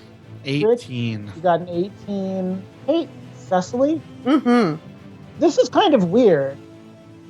Like, yeah, this is like a novelty, fun thing to do, but also this is very. You want to be nice, but it's kind of plastic. Yeah, like there's not really. Like, weren't you here or something? Rick, Hmm. yeah, you want an autograph, but like, also, aren't you kind of struggling internally with? Do you still want to do baseball? What does it actually mean to you? Like, what? Yeah, I mean, you have your heroes, but like, aren't you also a hero? Quentin, Cinnabon is 2 for $5. Cinnabon's like on sale. Oh, awesome. I'm really focused on food. I'm really food motivated right now. I don't know what that. I don't know if that's. I don't know. I don't know what to do. Brick is going to. You should eat Cinnabons with us. I mean, yeah, I will do that. The whole time you're having a Cinnabon, it just kind of tastes like sand in your mouth because, like, internally, yeah, you're having a good time with your friends, but weren't you here for something? Like, it wasn't just about skipping school and Cinnabon. Guys, what are we doing? We've got to find the. The store. Oh man, these things are so good. It's right here. I'm gonna go. I'm gonna go to the store right now, and Jane is gonna head in that direction. Jane, you're kind of getting lost in Dulcimer land. Like, you've kind of drifted away from the group a little bit. Oh. Whoever knew cinnamon and sugar would be so good. The dough. But I think we should try to. This isn't right. Like, it doesn't taste. I don't know. This isn't as good as. Maybe it's because we're skipping and I guiltily can't handle it. But I think We need to. I think you're right. I think I need a drink with him. Maybe that's what. No. And he'll go Don't get a towards- drink. to go No, get a don't get drink. it. So good. It's so good. No, I think. Please take a story point for I need to go get a drink with my evil Cinnabon that is clearly keeping my goal. Please take a story point for that. Thank you. Brick is going to notice that the person who is signing at the sports store never signs autographs, like ever, and it's like this has to be like too good to be true. Yeah, they don't even live on this side of the country, Brick. Like, what are they doing? Yeah. Something is wrong. Something is up. Hey guys, did you know you could get a free drink when you buy a 2-for-1 Cinnabon? This Has is anyone amazing. seen Jane? Where's Jane? She went to an Jane, instrument thing, I thought. give me a performance roll, Jane. Oh dear. Okay. Again, I want to specify my performance is in the culinary arts. Give me a performance with edge. Oh, I rolled it without edge, but I got an 18. Nope, I'm going to give you that 18. Nice. You are rocking this. Like, you've never done it Yeah. before, but you feel, like, satisfied. You could stay here all day, man. Just, like, rocking and rolling with this, like, bell dulcimer thing. Like, yeah. This Like, is you could make a awesome. This is great- the first time I've ever played it, and I'm like this good. I could join Quentin's band. You could make a career out of this. You could change the world. I think the sound of that will probably perk up Quentin's ears, and he'll, like, still eating Cinnabon with drink, head in that direction towards the music shop. Cecily's gonna kind of try to round him out. Like we shouldn't. Obviously, we need to go get her, but I don't think this is. We're not here for this. We have to do a thing. Yeah, I'm just gonna go get Jane real quick. That's fine. Man, these things are good. Yeah, I Doesn't don't- even have there's not even a line. They just put out like a sign, like they're like free samples are happening now, and like there's like a Mongolian barbecue place next door that's like gonna do like sample hour now. Oh no. Pretty good, Quentin. Free samples, free food. I gotta let Jane know about this. Oh no, guys, we're here for a reason. We are here. We are here for a reason. Hey Jane. Mama They got free Mama samples at the Cecily. Mongolian place. Cecily's awesome. herding cats. You're doing Jane really is good with that rocking dulcimer, out. She though, does by not the way. hear any of you. She doesn't even know that you're there. Forsooth. I could get one signature, or I could get two, and it would Hey. be like an investment. It'd be like an investment. And there's a drum kit in this store? They just leave this out for people to mess with? Oh my god. There's Forsooth. like four sizes of djembe. Yeah, Cecily, this is bad. This is very weird, and I'm like, what do I do? Do I just start shouting a sonnet until people notice me? That's normally how I get weird people, weird girl attention. But I will say, I will give you this as a jam, as the finale episode is my gift to you. You have read the Arthurian legend pretty well, right, Cecily? mhm. Oh yeah. There is a story of young Arthur, younger than, you're pretty sure this isn't an actual Arthurian legend, like someone wrote it in the 1980s, they're calling it an Arthurian legend. hmm And there was this story about a castle where Morgana lived. And Arthur was sent in after her, and there were levels of temptation. One of them was muffins, one of them was cream sodas, one of them was different chocolates. And this feels like level 3 to level 4. You gotta do something. You know what this is. Okay. So, okay. I am going to start off by walking into the dulcimer store and knocking over said dulcimer. Jane, give me an acrobatics check to see if you go tumbling with the dulcimer. A 6. Oh no. Yeah, Cecily, you just sent Jane tumbling over with the dulcimer. Well, Didn't maybe break that'll anything, but She's going to grab her by the shoulder and be like, we're getting out of here. And then she's going to look over. But did you? Yeah, No. And I was really good. Quentin's You were gonna start great. You were messing great. on the drum We'll kit. discuss this at another time. We have to get out of here. She's But going to no. go. No, I have to go back. I had a crowd. She's like, crowd? she's going to like clap in Jane's face. And she's going to be like, I am so excited for your new talent. I am so excited. But we need to go explore our talents at another place right now. They're calling for you. And then she's going to turn to Quentin. I got a 21 on my performance on this drum kit. Oh, God. There's like 5 djembes set up perfectly for you, Quentin. Like you can just like sit down, like you're doing full on tango, but with like out the spinning. Like Quentin! full- I am a one-man band. We You can hearing play this? together. Quentin, we're going. We're going. I know. I'm Jane, we're definitely no, going places right now, man. This is sounding great. Okay, so I am going to. Can I grab Quentin's shirt and try to like physically take him out? I mean, desperate times call for desperate measures. This is a blunt weapon, so you roll might if you want to. Yeah. I will. Oh, that's my bestest thing still. So I mean, to be fair, Quentin is a bit of a small guy, so Cecily is very strong. yeah. So hopefully, we got a 15. Hey, Quentin, what is your unmorphed toughness? My toughness base is a 13.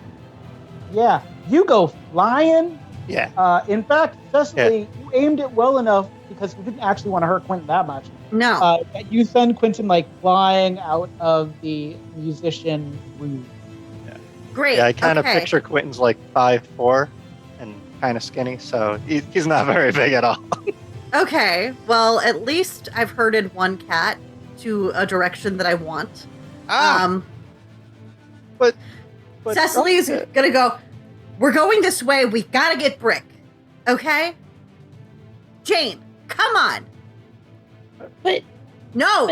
No. Why do No. I feel like a baby cat right now.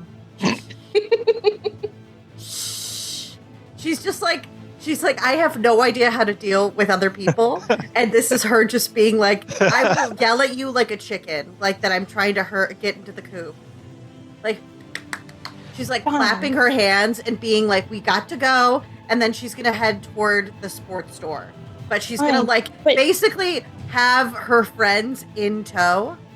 I just picture her like leading them by the ears. That's, I was imagining more by the shoulders. Like, fine. But when we're done here, we have to go back so that I can Oh my play. gosh. Of course. I will Yeah, never we stifle can your totally play together. I will never Great. stifle your creative energy any other time, except for now. But Hey, we have to go to Cecily? the sports store. Yes. Can I walk, please? Oh, sure. Yeah, sorry. Thank you. Not to that store, but we have to get Brick. Did he go to Auntie Angela's? Is No. that where we're going? No, we're going to the sports store. Auntie I will- Angela's is having a 2-for-1, Quentin. Great. No. Oh, but ooh. Quentin, listen to me. Hot dogs on If you pretzels, walk- Quentin. Yep, If you Hot dogs on focusing. pretzels. if you walk past this place, I will buy you an entire pizza after this. Okay. Great. Cool. Deal. So, thank you. Perfect. Okay, we're going to the sports store. And she's like, forsooth, these tribulations have set me off so far. Yeah. So, hey, Brick, how deep in thought are you right now? Brick is like in the store, and the guy is just giving out signatures. So he's like buying stuff and having the guy sign it. Yeah, you're not really looking behind you, are you? Probably not. Gonna guess. I'm not behind. Yeah, so you're probably not noticing how slowly the roll cage on the store door is coming down while you're in the store. Someone should probably do something about that. Oh my gosh. Well, you know what? Since we're living in the handy snatcher from Chitty Chitty Bang Bang time, the child snatcher, Cecily is going to, because that's where they're headed. It's not that far away from the other store. She is going to stand underneath the door catcher with one of her arms and be like, Brick, we have to go. We're going. What do you do? That thing's gonna crush you. No, it's not. I've got it. It's fine. It's just like, whatever. Just come here before I actually hurt myself, okay? Okay. I kind of waddle out with all of my stuff in my hands. Great. That's completely illegal, but that's fine. And the second you waddle out with the stuff in your hands, as you're leaving the store, the stuff like disappears, Cool. like sand in your pocket. We're going. Oh, it was to- all fake. It was fake. It was Why fake. did you buy a bunch of sand? Don't ask. Okay. Cecily Alright. is just like, I hate all of you right now. Cecily's sound of aggravation was perfect. Brick, right the there. second you get out of that store, and Cecily, you move your like shoulder or your arm or whatever, that roll cage slams down. And Brick, if you had been in that store, you'd be trapped in that store right now. Thanks, Cecily. Man, that was rude of them. Yeah, well, it looks like we're having a weird day at the mall, but there is one store that we all need to go to. The Dulcimer store. No, not there. None of those. We're getting pizza afterwards, Quentin. Keep with the program. But We isn't this are after? Well, no. Okay. If you want the prize, we have to complete the quest, right? Oh, If you want the prize, you gotta eat the cereal, y'all. Exactly. We have to complete this quest, and the quest is calling just for us open the at box from the bottom, and I'll get the prize that way. That's cheating! Oh my gosh. It's Shudder. smart. Shock. Shutter. Snap. Speed. Speed. Correct. It's Thank you. Shutter speed. Shutter speed. We're headed. It's cool. Eddy, Oh. would you like to do, because you did send that message about the end of the jingle that you have now changed, would you like to do the end of the new jingle Please. for Shutter Speed? Right now? Yeah, go for it. No one can hear you but Michael. They're not close enough to Yeah. the store to hear you. I'd imagine this is basically kind of just what the jingle has become as Eddy continues to basically chant it in this little room. I want to be cool. I'm going to be the best in school. I'm no fool. I want shutter speed. It is my friend group. It is going to show off my mad skills. It's shutter speed. Come on. It's an easy thrill. Come on. The future's in the palm of my hands. I need shutter speed. I'm just picturing Eddy completely alone in this room, taking selfies, saying this new jingle exactly. How Pat just I said will let you know, Eddy, and anyone that has Groves app, if you're bothering to look at it, trying to figure out where Eddy is. Eddy's getting very popular on Groves. Like, each selfie that you post with this, like, cheat code map, like, you get 5 more likes, like, exponentially. Well, I think you're super would it be cool, like Eddy. connected to like a friend, like him having a profile? Because I feel like he'd probably be like in our like preferred group of friends. You know, like Twitter will be like. I well, mean, Twitter- maybe if he's in your preferred group of friends. Are they still in your preferred group of friends, Eddy? Or are you looking for new? I would have probably pruned to my account before I started using the cheat codes to make sure that I'm getting the appropriate audience. Yeah, Oh, so hey, okay. if you use Groves, Eddy is no longer your friend on Groves. We got blocked. Oh. What? I've gone viral, baby. My gosh. Yeah. Okay. I'm Well, just gonna start kind of singing the shutter speed jingle while we're. Yeah, hey, That- about this time, Cecily, everyone, because it's getting more and more apparent that the mall music, the music is the instrumental version of the Shutter Speed jingle. oh my. Bet I could play that Man, on this my thing is stream. really catchy. Cecily is going to roll her Hey eyes. there, Shutter Speed, taking pictures so carefully. Man, Is there like a mall directory where I can find this place? I think I should sample this music. Weirdly, as you continue down the mall, the only light is from a mall directory and also the former Disney store, which is now the Shutters. Entree, s'il vous plaît. she's going to motion to her gaggle of friends and like kindergartenly motion for them to follow her. Yeah. So we'll just move forward the Shutter Speed store because I think you understand what's going on right now. Yeah. So Michael is hanging out, and it's a Disney store, but with like pedestals with different shutter speeds on them. But Michael just kind of looks at you and goes, "Hey, shouldn't you all be in school?" We're actually all in college for social media. Oh, right. Yeah, exactly. So we had to inspect this product. Oh, yeah. No, it's cool. It's a box. Yeah, very neat. It's super cool. Can I like roll anything to like learn anything about these boxes? Yeah, you can totally roll technology if you want to. Let's or do it. Yeah. Anyone else doing anything else in the store? I'm gonna re-roll. I got 4.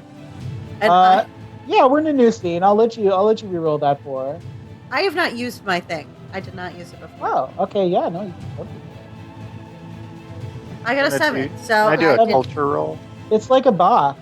Like it's a box. It's Great. pretty box. It doesn't look any different from the one that you tried to take from Eddy. By the way, Eddy, the room is soundproof, so they will not hear you if you continue to sing your jingle. Bye. He has never stopped. Wait, did Mike just say that? Did Mike just say the thing? No, I just said that as the GM. Mike is just like, suh. Mike is just like. Also, is this the same guy that we helped at the party the last episode? The No. bartender guy? No, just most of my NPCs sound like this. Oh, I forgot. For some reason, this I is thought that his guy's name was brother. also Mike, and I was like, Yeah, there's a lot of Mikes. Look, there are only so many names in Angel Grove. You're gonna get a lot of Mikes. Yeah. okay, I'm. It's a super popular baby name in our generation, all right? Yeah. Get a lot of Mikes. His name tag actually says Renee, by the way. It does not say Mike. So like, he just grabbed somebody's name tag. Like, did not care. So, I as forgot like the Disney Store logo. yeah. So Oh no. Cecily, you're checking out this shutter speed thing. Quentin, that technology roll was Yeah. Abysmal. okay. That was 8. It's a box. It's pretty. Yeah, It's hard to got a understand screen. why Eddy is asking you off for this object. Yeah. It's just a glorified camera thing. That's all it is. I don't get it. I didn't No. cast him off. I just got rid of deadweight. Oh my gosh. That's hard. I can't take story points, but that would definitely be a taking the story point thing. That hurt. Yeah. Can I roll? Oh, wait. I want to talk to Mike. Can I roll persuasion to try to get more information about the shutter speed and like the company that makes it? And if I have the I know a guy origin perk, so if I roll a 12 or higher, I have an instant contact with insight to help answer a question that I have. I love that journey for you, so I would roll that. All right. Never mind. Actually, Oh. I'm going to re-roll that. Do it. All Do right. it. You got the story points. Use them. Oof, so close. I got an 11. I will give this to you because 11 is not actually so bad. The more you talk to Michael, the more it seems like he's not hiding things. He's just chosen not to know. And at some point he says, you know, I can go get that information for you. I'm just going to go like into the back. And like Michael runs into a room, not the room that Eddy's in, which is like a storage closet, but like in a different back room, like behind where the plushies would have been if it was still a Disney store.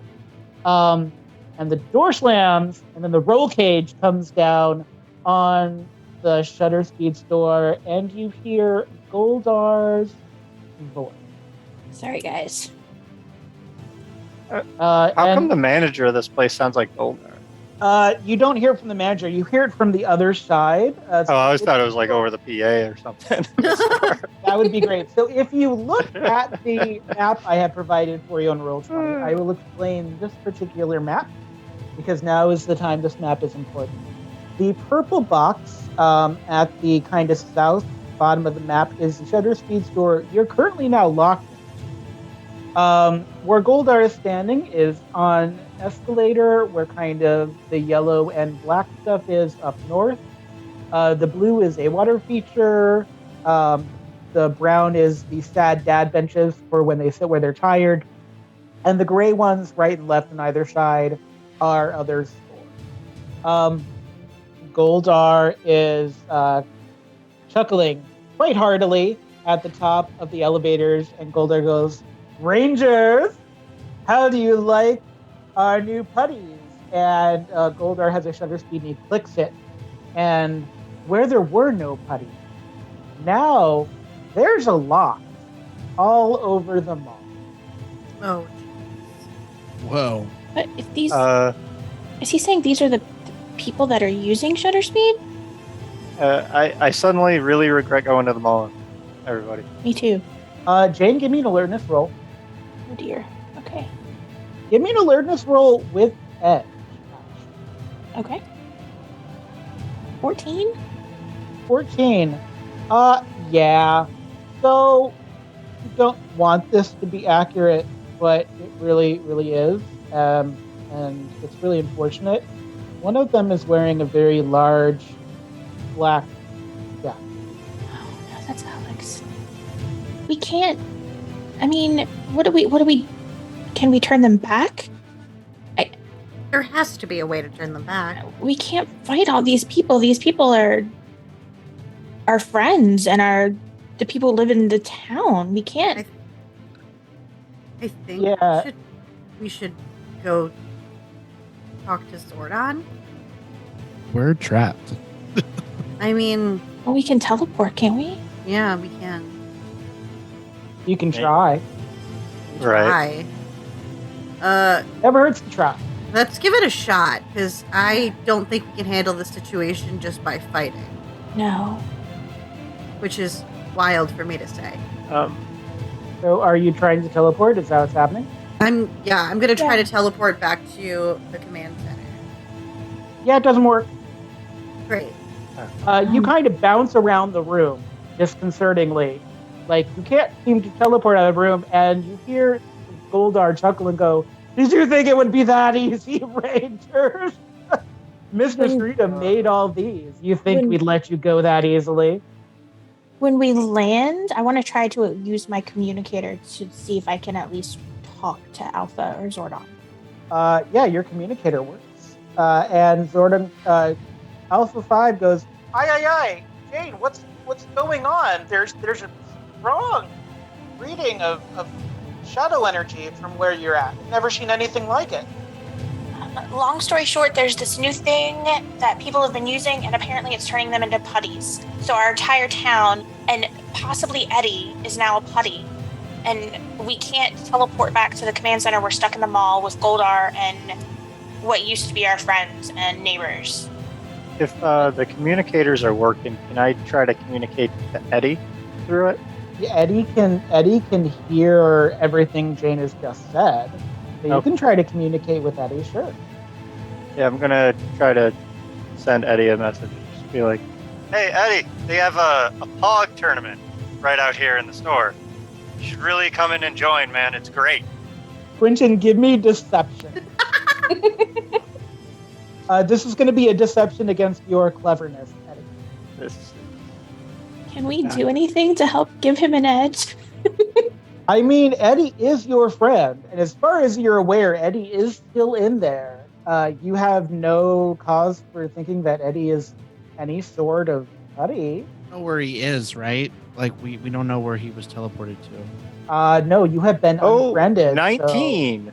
19. Nice. Eddy. Again, you guys roll good because my cleverness is a 16. Yeah, Eddy, like, you know what would go great with shutter speed? Pog. Yeah. Whoa. So If I- retro. Like, you If could I make get your some own, like, pictures of retro me with the thing. pogs and playing that, it could really bring this back again. Yeah. Too bad when So you many try followers. Too bad when you try the door, it's like locked. Do any of us hear him trying a door? No, I don't think so. Or is it I'm not gonna- a door directly to our area? I mean, quickly get very angry and start bashing on the door as hard as I can. you've been taking a lot of selfies, and you kind of didn't eat breakfast. So your friends do hear a door handle jiggle, but kind of soundproof. So you yell, no one's going to hear you. But you do hear a door handle jiggle, but that could be Mike. Hey, Eddy, where are you? We got this whole competition going on here, man. Eddy, where are you? I'm with Shutters. That's not ominous at all. Hey, Eddy, Hog tournament. I'm trying to get you there. Where can I meet you so that you can get you and your shutter speed? I'll bring him back. Alpha's gonna be big again, right on top. Okay. You need to get out of here. Close. Is Goldard still in front of us? Goldar is on the escalator across the room, but you know how Putty is trying to open the roll cage, and it's very much like a Night of the Living Dead type moment. Yeah, that's. They all kind of have clothing things that kind of look like people you know, but you could also Jane, did you tell them the one in the black? Yeah, I said something that Alex about Alex. Yeah. So, hey, Brick Fenwick must have had a shutter speed because you definitely see a couple of baseball uniforms. Cecily, there's a couple of theater kids. One of them has a very distinct armband regimen thing that they do with arm warmers, which is weird, but a theater kid thing. Yeah. These are definitely people that you all know from school that are apparently putties and are trying to get into the shop in order to putty pulverize you, I guess, for lack of better terminology. I'm gonna say to the group that I think that the key to these things has to be the shutter speed, and I think if we destroy the shutter speeds, then the people will go back to normal probably. I hope so, but they seem pretty powerful, especially since, I don't know, they just kind of were trying to take one and you couldn't find it. Hey, Mike, where'd you go, bud? I think something went strange. Yeah, the door's stuck. We don't want to hurt them. So if we can maybe try and just kind of dodge their attacks and not attack them back. Well, the roll cage is down, right? So they can't get to us right now. Is that correct? Yet. Yeah, not yet, but it's shivering and shaking. It's Okay. doing its job, but it does have a stress limit, as Cecily has found out recently. Okay. Is the roll cage made of metal? It's one of those roll cages where it's little metal bars, but they're not very heavy. Right. So Right. hands are going through them. Right. You're seeing feet every now and Okay. then. I think I'm going to morph. Yeah, morphing sounds Yeah. like a pretty good idea. Yeah. Thing- Even though the What- manager's still in the office? No, he's in the back. He's gone. Yeah. Yeah, Mike's doing his own thing. Took a done and run. It's Morphin time. Yeah. It's definitely morph. All right. Well, that's not how it works in this game, right? I need a little Right. bit more than just kind of, okay, we're going to morph again. So, essentially, if you would like to lead off. I do. Yeah, I think Cecily should take the lead on this one. Okay, well, Cecily is going to take a deep breath, toss her hair back, and go, okay, guys, it's Morphin time. And she's going to go into her little magical girl sequence of unicorn power as beautiful blue glitter dissipates around her and she emerges as the Blue Ranger in her little skirt. And you use blue unicorn power to do that, correct? I did. Blue unicorn power. Okay. Fabulous. And then whatever order anyone besides Eddy wants to go in, because Eddy, you're still stuck in the closet. I have shutter speed. You I'll go have next. shutter- Yeah. I'll go next. Go ahead, Brick. I'll whip out my morpher and I'll yell, Pink Falcon power! Sparks of pink lightning surround. I picture Brick verbally makes the sound effects. But you know what? You can't He's say the nothing to stumble. Brick because when he comes out, Yep, he's more. they're He's got awesome. his new gold shield. Yeah, too, so like you can't Right. say nothing to Brick. There's like a pink lightning bolt that comes Oh, down man, and that is encapsulates me, and I'm the pink ranger, and then all this like little golden beetle crawls up my leg and lands on my chest, and then expands into a sick looking gold scarab shield. And now my armor has like gold highlights in it and stuff. Man, I look sweet. He might vocalize like the background for it and everything, but he does it in such a way that you feel like you're an idiot for not thinking of doing that yourself. Oh no, I totally do. Yeah, Um, definitely feel like I should. Yeah, I'm also gonna do a cool martial arts pose when I come out of the lightning too, like a yeah. I appreciate that. While you are posing, Jane, would you like to become the Red Ranger? I would like to become the Red Ranger, so I will grab my Morpher Red T-Rex power and then red swirly, and it's not nearly as cool as Brick, but it gets the job done. You'll get there. Quentin, how about Yeah. you? Yellow kitty power. No, morph and everything, and Meow. kind of go down into a crouch position and head towards the little shutter for the store. So here's some fun information.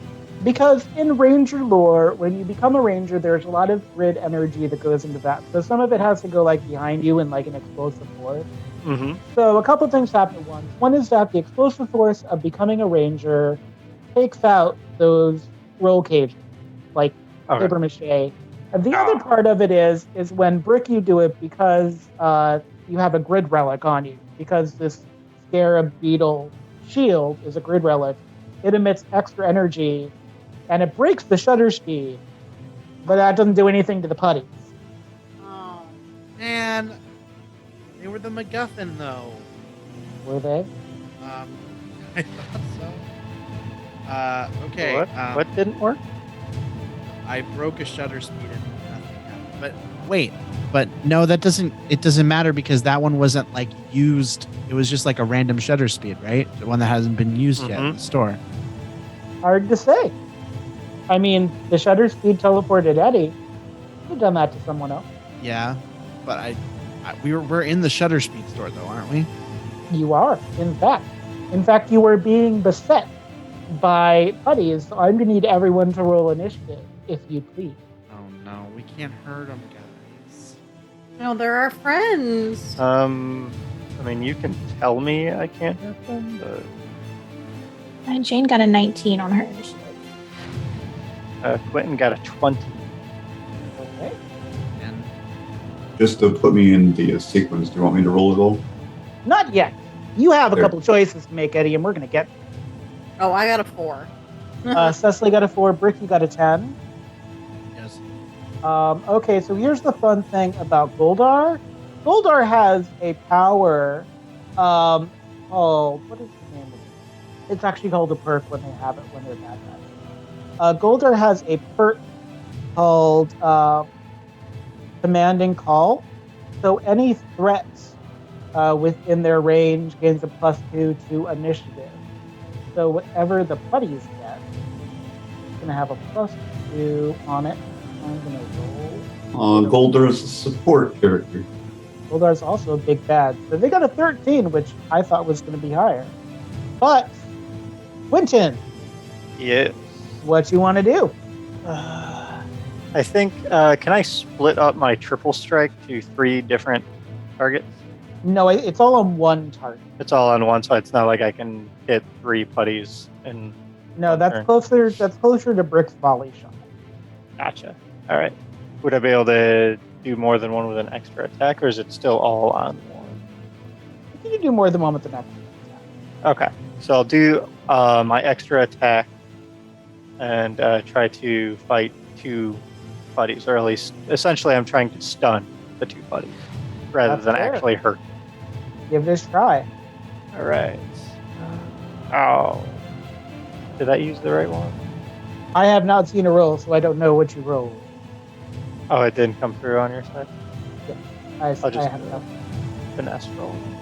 Oh no, you did. Okay, it just Okay. didn't give me the noise. You got a 7. Yeah. Yeah, this is good. You've learned something. They're very solid. In fact, they kind of remind you of what you experienced in the history museum. Hey guys, I don't think we have to worry about hurting them. They're rocks, guys.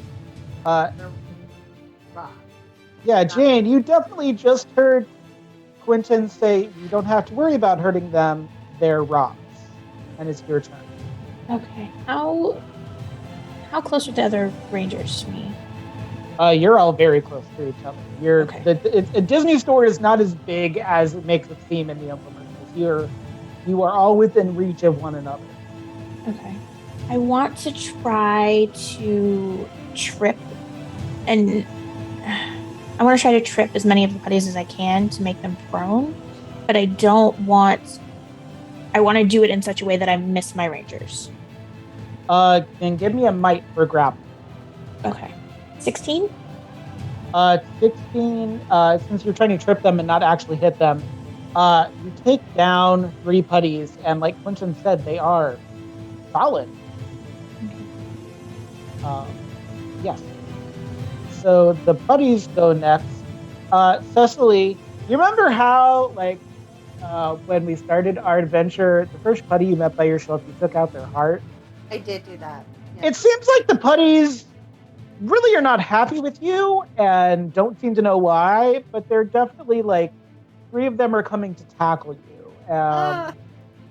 So they have a martial arts skill that is going to be used against your toughness to see if they can knock you prone. Okay. They have a thief with me. They do. What is your toughness? My toughness is to 14. Okay. Yeah, you're under 3 putties now. Great. We love to hear it. They're heavy. Was that your toughness with your armor? Oh no, it's not. I was Oopsie. just scary to say that. Okay. I'm a little. I was surprised, but I was sure, yeah, okay. That's not it. Let's No? see. Sorry, I just had the wrong thing up. Oh, that's a 16. Okay. They try. Saved One by of, man. one of them out of 3 does end up tackling you down. But it's kind of distracting because this is your friend from the theater department that has arm warmers on. So you know this person personally. Cecily, have you checked your Discord? I can. I was not. Let me think check. you might want to. I will check my Discord. Yeah, no, that's Rick. exactly what I was going to do because I was waiting for my roll, my time.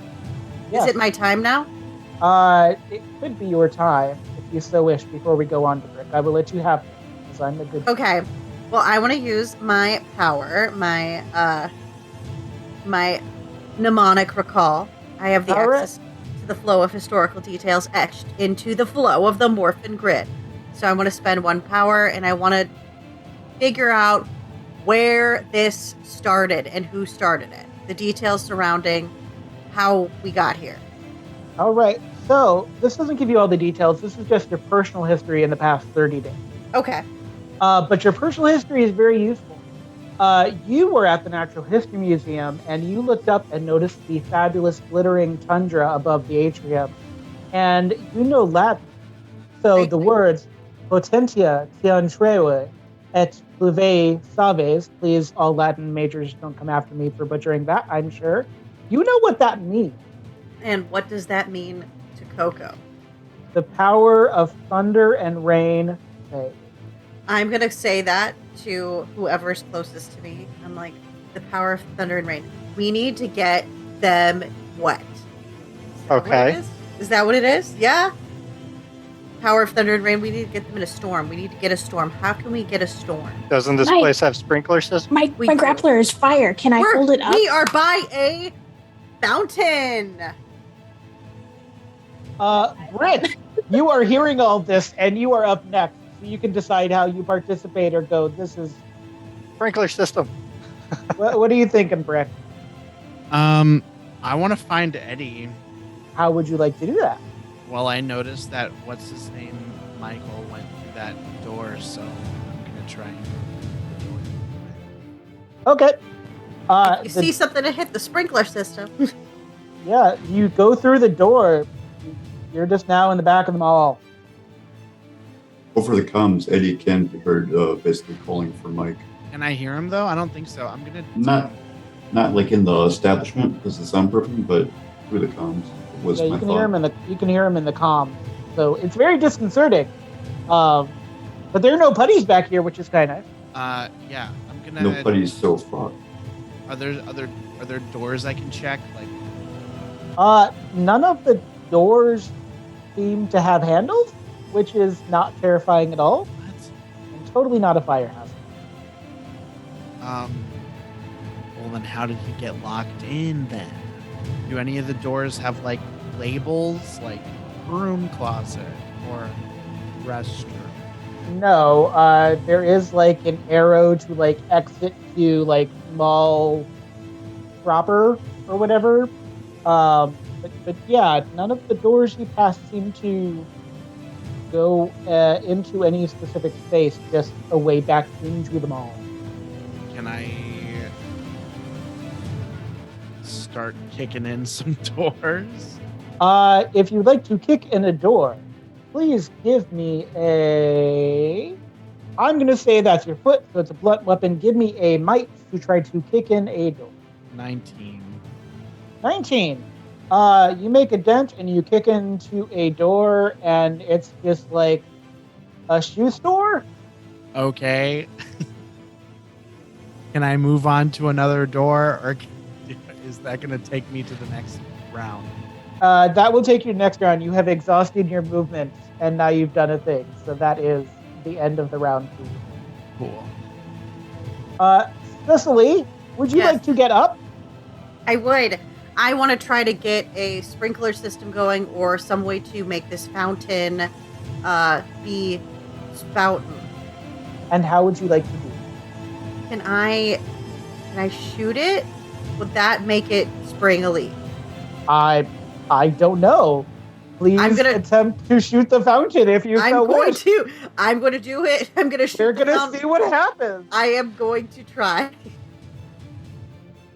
With my blade blaster. Like, I'm gonna actually would my blade itself be like strong enough to slice through it? It is not close enough. You will have to do the range. Okay. You're just barely in range. Okay. Then we're blasting it. That's a targeting. For all of your ranged attacks. That is a 6, and I failed. You failed. You did almost hit Goldar. Well, the escalator. So there's I have that. tried to fight him before, so It's true. He chuckles because you're still prone. So it seems he did not think that you were going to do very well. she's gonna go. Somebody else try to get something water related going. Yes, Quentin. We're back at the top of the round, and you are first. All right. Hey, Jane, can you use your fire to trigger the sprinkler system? Just gonna try. I don't know if it'll work, but Can I kind of hold my action until after? You can. You could also. Do you have anything that would give Jane an edge for attempting to set up the sprinkler system, or anything that would be useful in assisting Jane in the task that she has decided to undertake? Would that require me taking my turn right now? No, this would be like a free action if you can think of something. I don't actually know. Like it's kind of like academic. Do you have anything that will help? I have science with physics. Yeah, roll me a science with sprinkler physics. system. Okay. Let's see if you can assist with the power of math. All right. 21. 21. So I'm going to lay some science down towards Jane. heck yeah. These sprinkler systems are not made for the thing that you want to do. The trajectory of how Jane would have to hold her grappler doesn't make sense. But if Jane throws her grappler toward the fountain, both because of its reach and because of Jane's skill handling a power weapon, that there's a good chance she could at least create steam, even if she misses it. Nice. So it's very possible. So yeah, I'll direct her towards the fountain then. All right. And so, Jane, now it's your turn. What would you like to do? I want to try to throw my grappler in the fountain. weapon to create steam. So this is not, I'm not going to make this a targeting because it's really not targeting. Okay. This really is more basically using your power weapon in reverse. Instead of manipulating a bad guy to go somewhere else, you're manipulating your grappler to go to a different place, if that makes sense. So I am going to have you use might, which is your power weapon. Okay. Now I have a question before I do this. The story point that I used for persuasion, is this still the same scene, or since we're in combat, is it a different scene? Just in case I mess up. This is a new scene. Okay, just checking. Okay, so please let me roll well. Do I get an edge because Quentin gave me the information, or no? You do get an edge. Yes. 21. 21. You make a Goldar very displeased because you have a lot of, like, Alex is a dear friend, and like there are other dear friends here, but Alex is right near the fountain, so you are very invested in making this happen. You don't know where Eddy is. You know the brick like went down some other door, and you've got to do something. You're the Red Ranger. This is like shake and bake go moment, and your grappler lands with the edge on the lip and dips down into the water and creates this like cloud of steam and water, like a little indoor raid. And Goldar does not like that because like the 5 people near the fountain, including Alex, half turn back to you. It's not complete, but it's a start. And they just kind of fall into a slumber. You're hoping they just kind of faint, which is really nice. It's a start. But Goldar did not like that. So Goldar is going to enter the fight. Eddy, from back in this locked storeroom, you hear Goldar's laughter, and Goldar pounds it, shaking the ground, essentially. And it vibrates pretty loud. Not enough that anyone's going to fall over. It's like a psychic vibration of Goldar trying to be intimidating. And you hear Goldar's laugh, and yeah, you've got shutter speed, but like there's like a memory in the back of your mind. Something's not right here. Okay. And I'm going to give you a turn, Eddy, to get out of this closet if you want. It's up to you what happens. But, for the sake of Patrick Ryan, the individual, I could easily see a lot of fun going either direction. So with your input on it, I would like to leave it up to a roll of some kind. And what would be appropriate if I do that? What is your strongest attribute currently? If you had to do a skill check with your best chance of success, what would you roll? That'd be might. Okay. So you have shutter speed. Or maybe it has you. But you know, before shutter speed, before all of this started, this morning even, God, it seems like days, weeks, months ago, at the end of that tunnel in your mind that you're thinking, there's something cooler and stronger than shutter speed. You don't take pictures of it because you don't need to, but you created something, or something was created for you. You've never been quite clear on it, but it's for you. It's not something anyone else has. It's not something that matters as much to anyone else. It matters to your friend, teammate, compatriot, roll might. I'm going to use a story point on that. My initial roll was 7. I would suggest it. So let's go ahead and cue that up. 21. Hey. 21. So you can decide how much you want to do this, but Goldar has personally been sent to deliver these shutter speeds. That much is clear. Rita just doesn't get her hands messy in anything. Goldar's laugh is offensive. It hurts everybody's ears. It's cocky. And you have been messed with. Eddy, these are your friends. There are people counting on you. And, I mean, it's kind of silly, isn't it? Taking pictures of yourself? Like, what, you're going to throw everything that you've worked for off because you wanted to be a koala? What are the dudes in your, like, magic society going to think about you, like, not being there in the moment you need it? I'm going to kind of, like, look at the sheets, like, look at the shutter speed, and I'm going to look around for the Mastodon medallion. It's with you. It's always with you. You just haven't been looking at it. And then with that, the intention would be to kind of just toss aside the sheets and grab the medallion in one hand, kind of look at the medallion, and then the shutter speed like the other, and set down the shutter speed, and then shake my head. All right, time to get serious. Black Mastodon power, and attempt to morph. You morph. You morph so hard that you knock the door off its hinges.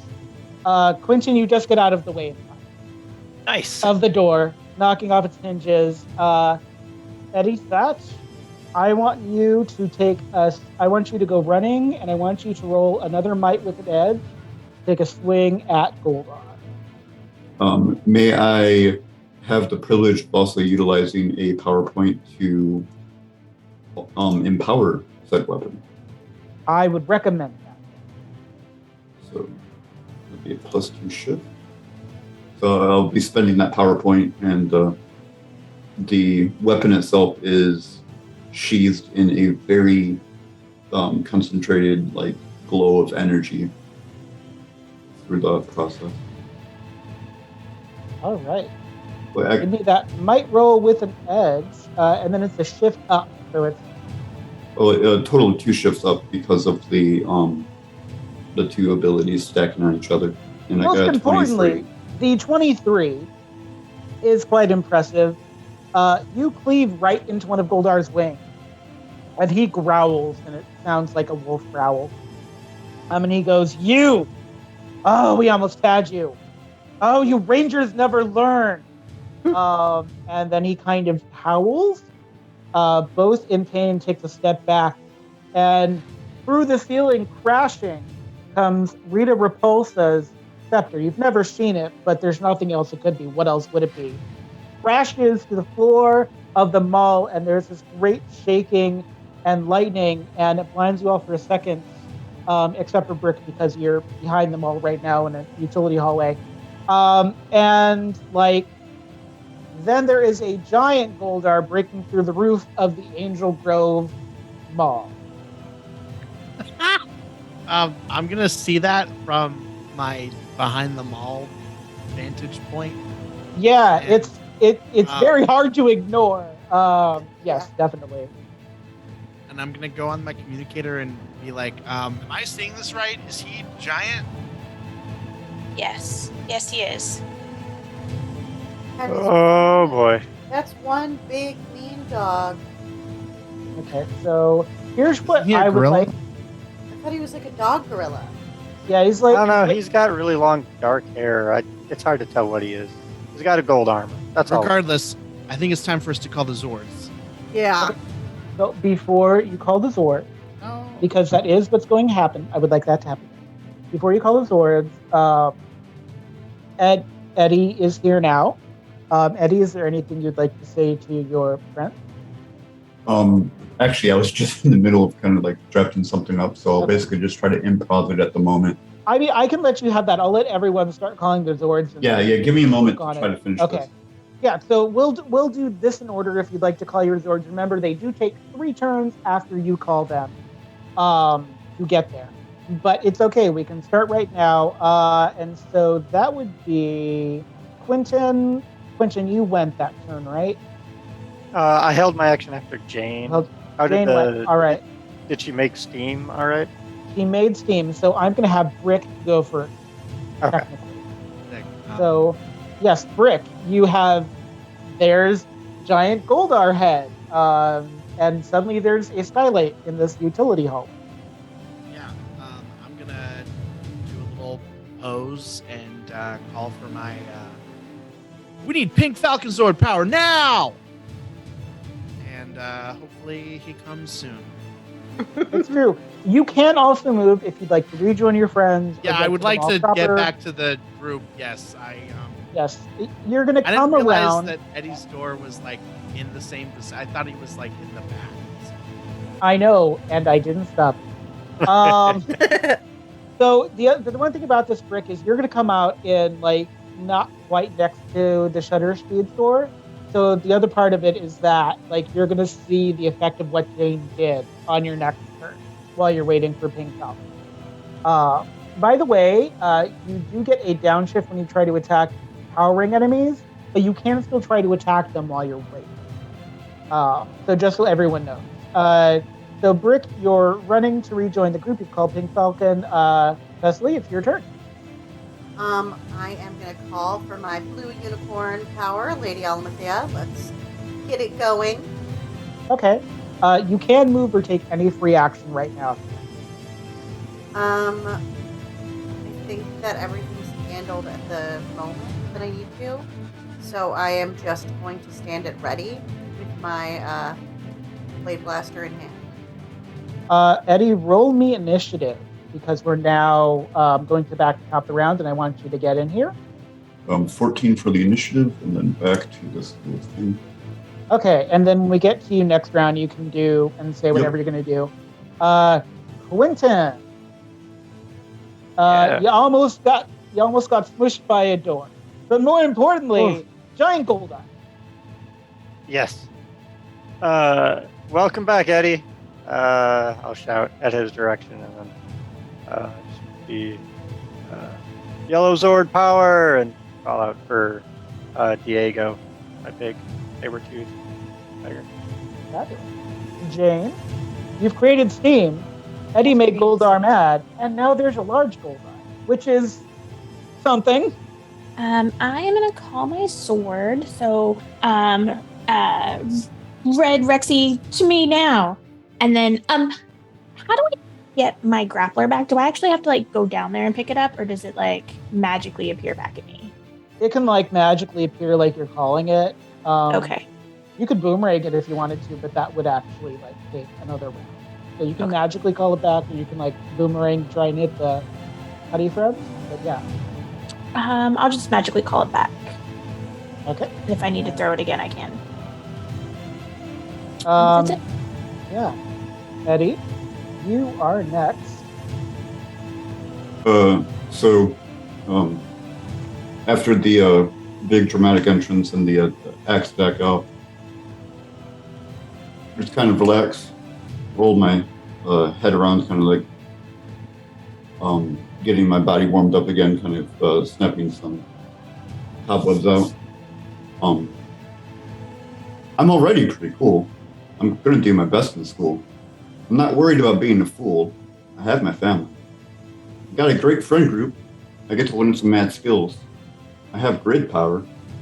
Come on, it's not for easy thrills. Come on, the future is ours to protect. We are the Power Rangers. And after that, I'll call for the Mastodon Zord.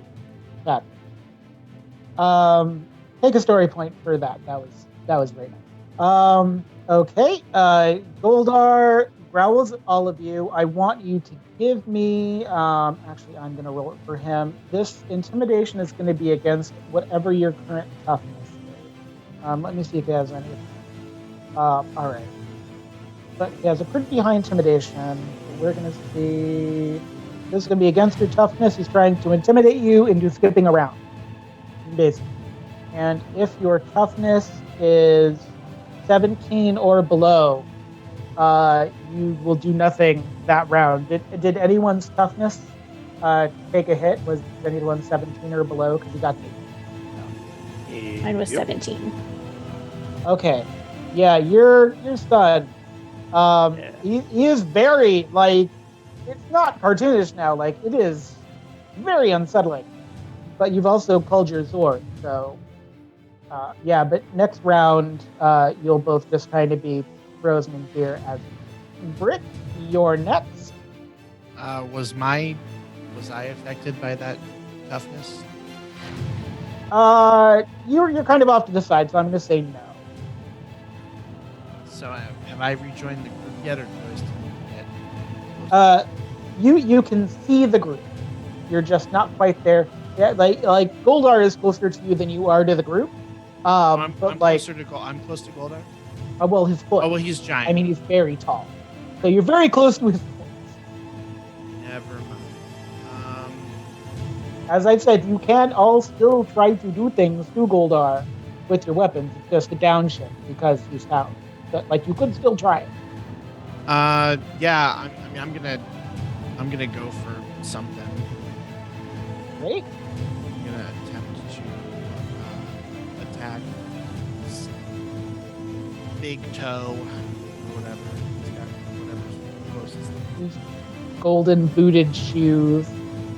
He's still in the mall with this? Is he like... He's still currently in the mall. He has no reason not to be in the mall. He's just malls don't mean anything to him. No, I understand. I was just trying to make sure that I got the framing right in my mind. Yep, still. And then my volley shot, does that have to be separate enemies or can I? That can be all one enemy. That's like a choice you make when you do the volley shot. So I'm gonna do a volley shot onto your car. I'm level 6, which means that I get 3 shots at him. Righteous. As Mike would. I'm also gonna spend a grid point. Because I think that's what penetrating shot is. Penetrating shot, yes, probably does have. I use a power point. When using volley shot, add an amount of power points you determine gain 1 or more edges. What if I add more power points? Do I get more edge? Yeah, and then it just goes up in shifting, really, at that point. Let me double check. Penetrating shot from what's thing. Yeah, so basically when you do it, you spend the number of power points, and then each one will shift up another level for your penetrating shot. Yeah. Okay, cool. So that's gonna be 3 shots. Great. Okay. Yeah. You have to hit 21. So 21? Yeah. This is Goldar. Man, he's a big boy, huh? Yeah, well, definitely, for sure. But currently, right now, yes.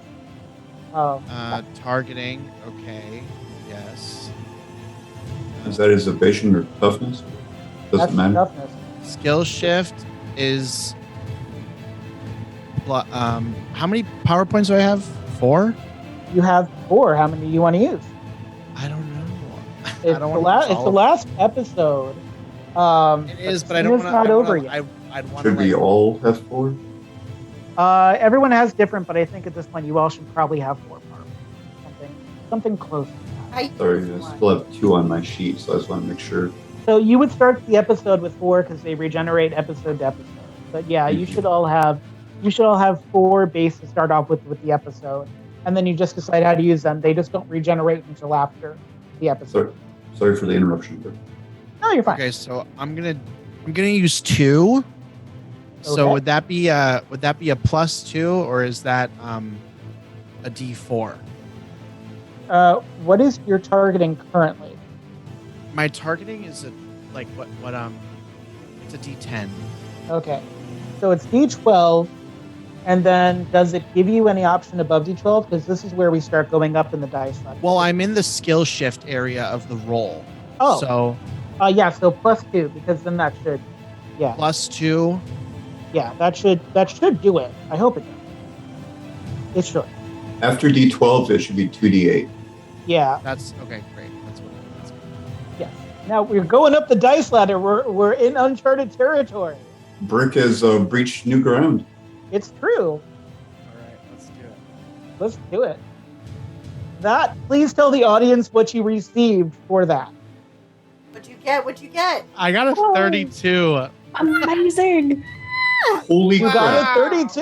I friggin' crap. 32. That is what that is. I mean, he's huge and hard to miss. So the 32 is as apropos. Goldar does have quite a bit of health, but you've knocked that down, and he stumbles back. And Goldar, on wings, you didn't actually know worked, kind of flies up to the top of a parking structure and draws his sword and growls like Godzilla would. We're going to say Godzilla.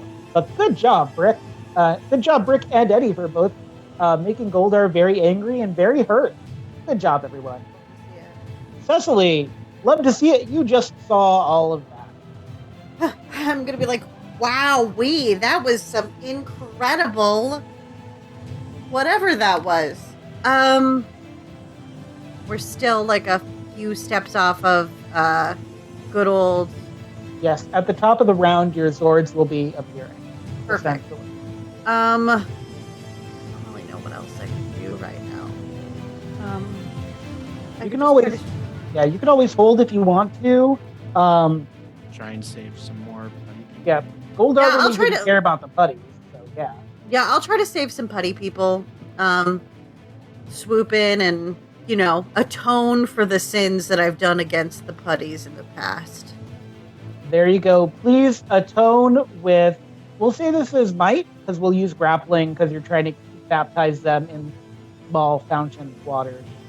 It sounds weird to say, but it's grappling to atone with the baptism by small fountain water. Let's do it. Like the proper team you are. This is for that putty that I took their heart out, and it didn't work. I got a 6. It's a 6. It was a noble effort, though, and it's something to do. And you hear the whinnying neigh of Almathea on the horizon. I hope I said that right. Oh, you did. You did a great job. You did better than I did. Great. Wonderful. That's good. Okay. Quentin, you hear Diego. You see Diego, but you're a little shaken and intimidated.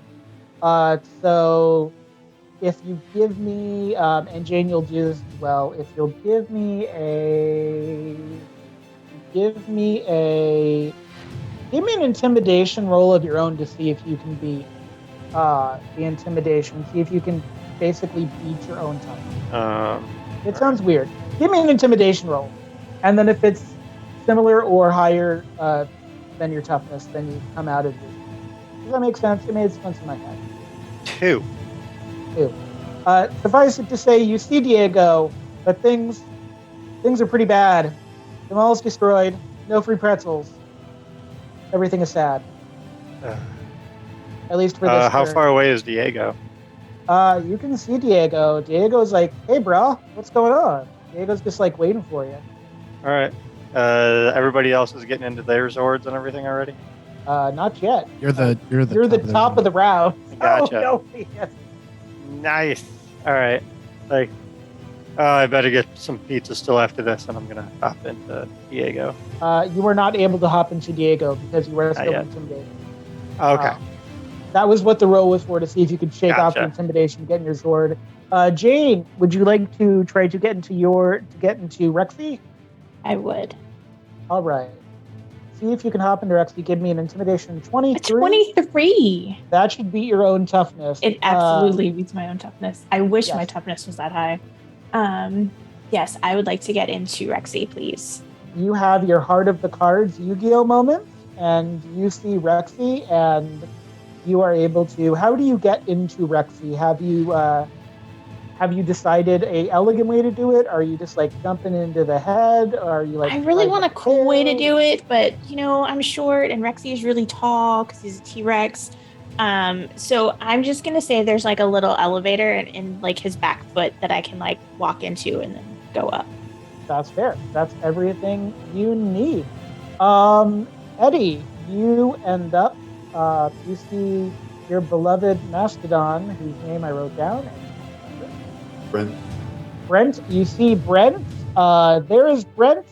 Brent, the vibe is there. Brent does not feel any differently about you. Brent knows you are human. Would you like to get into Brent?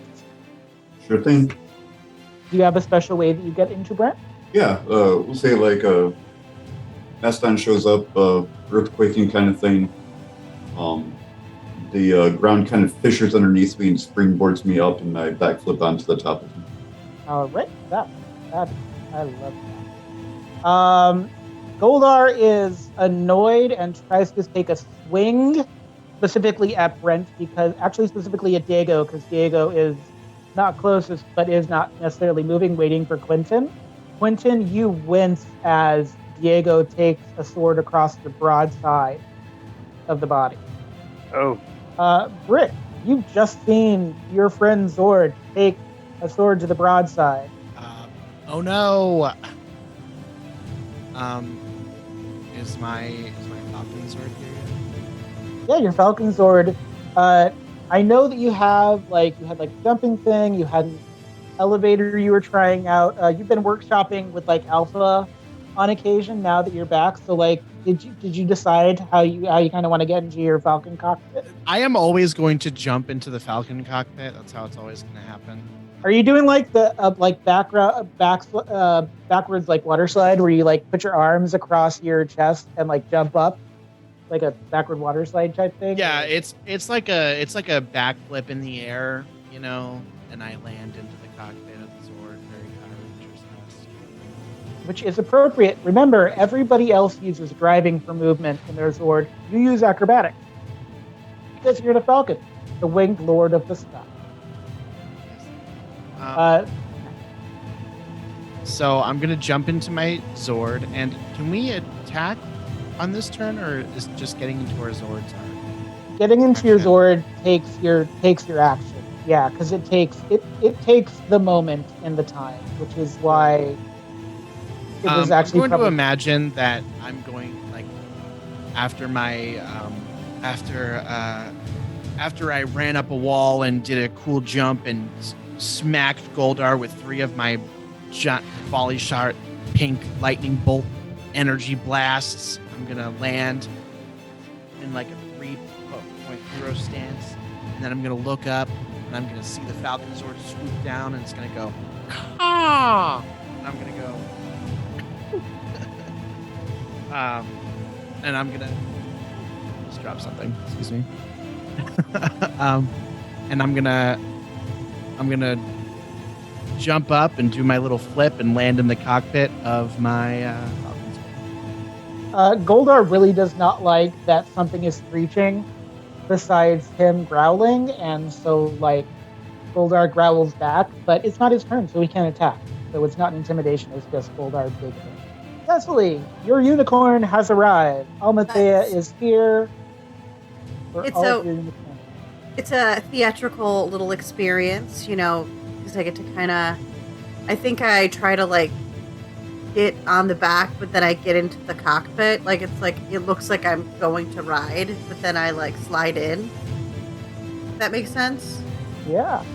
Like the saddle part would like lift up and then I'd go under. That's what I'm picturing. And I am going to try and attack with my horn attack. You cannot do anything yet. I can't. Getting in is its own thing. Sorry. Getting in is its own thing. For anyone wondering, I did just roll something. I will tell you what I rolled afterwards as a mechanical thing. But Quentin, it is your turn. You are no longer intimidated. Diego just took a sword to the side of themselves for you, essentially. Oh no! Thank you, Diego. Yeah, I'm gonna try to flip up into the cockpit of Diego and kind of assess. Yeah, I'm not the damage. Then is he doing all right after that sword strike, or? He's doing okay. He looks more angry than anything. You're able to maneuver around. I'm not going to make you do a drive thing for that. We are going to run a little long tonight because I do have a thing that I want you to do as Rangers that you have not done before. You probably know what it is. If you haven't figured it out, you will shortly. Jane, what would you like to do? I would like to use my volcano stare and do laser eyes at Goldar. I believe the volcano stare laser eyes is a targeting. It is a ranged attack. Target that Goldar. Thanks for mentioning that more. 18. Yeah, so now you are, so that beats both evasion and toughness. Now evasion is back into play because you're equal size now. But you do hit Goldar. You hit Goldar square in the eyeballs with your volcano stare. It's very satisfying. Felt really good. Yeah, that's it. And Goldar staggers back and hits a couple of Teslas that explode under his feet. But he doesn't notice them because he's away. Eddy, it is your turn. Gotten to Brent. Nice to see you, buddy. Let's then charge at Goldar with the tusks, or basically try to. Eddy does that triumphant mastodon air blast thing that I don't know how else to explain. trumpeting kind of The trumpeting earth thing. ground shakiness. You do have terrain issues because you are not as high as Goldar. They're on top of the park structure. Mm-hmm. So I want you to do this with a snack, but still roll for whatever your tests are with. Does the strength grid power shift up that I get when I'm morphed apply to the Zord at all or no? It does not. Cool. Not that I understand it. I could be wrong. Ryan Steele, if you're listening and I'm wrong, let me know. I'm wrong about so many things, but just let me know. Oh, What? You got a 20? Yeah. Yay! Yeah, you got a 22, so you actually don't hit Goldar. You hit the ground beneath Goldar like you would with your axe, like you've been trying to concentrate more on doing with your axe. And you actually you don't send him prone, but you send him off tilt, which is very satisfying and will keep him from acting this. I'll take it. Yeah, there you go. Brick, Falcon, winged lord of the skies. How will you take out Goldar? I'm going to ask. So I have the freeze powers, right? Yep, that's what you chose. You Does actually have a thing where you can change it. You don't have to use freeze the whole time. I have to look. No, I'm down. I'm down with the freezing. I'm just. Okay. My question is, does that power translate to my Zord as well? So, or does it? Is it just like when I'm more using my weapon?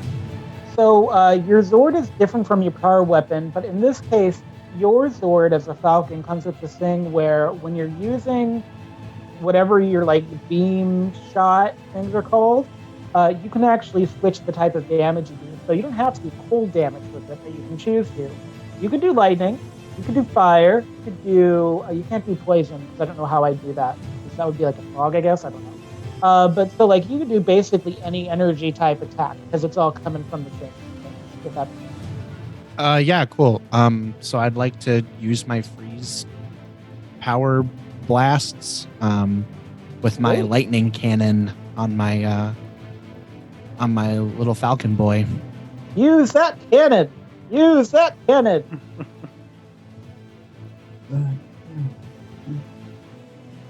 That's a sick. What? No way.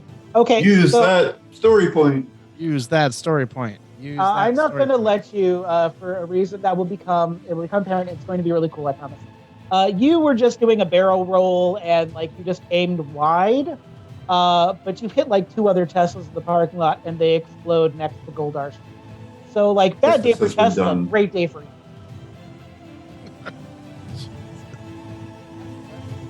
Teslas. Cecily, what would you like to do? I want to use my horn attack. I would love that journey for you. Please use. I want to use my horn attack. I do. I've been very excited about it. I have a unicorn horn and I want to use it. All right, and that's gonna be 4.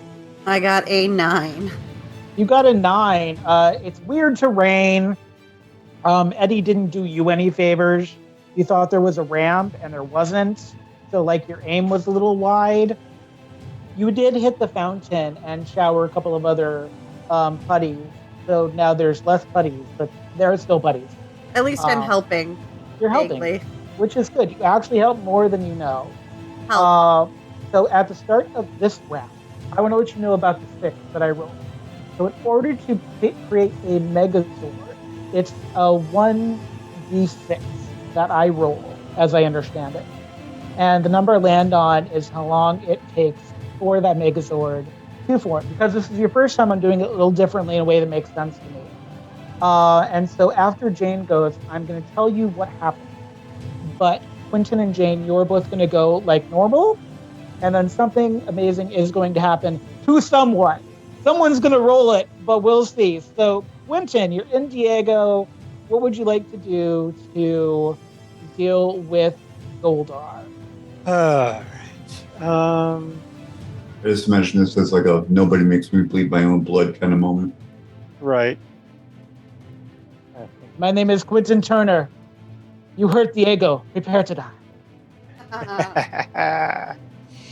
Yeah, let's see, what can I do with the laser tail? You can shoot someone with it. because it's a tail that shoots a laser. Gotcha. In fact, that's what the technical manual says. It actually has a scorpion thing, so depending upon how you're standing, the tail will move. So nice. correctly, which is nice. You have a little weird steering wheel on the side of your console that you do that with, and it's labeled tail maneuverance gear.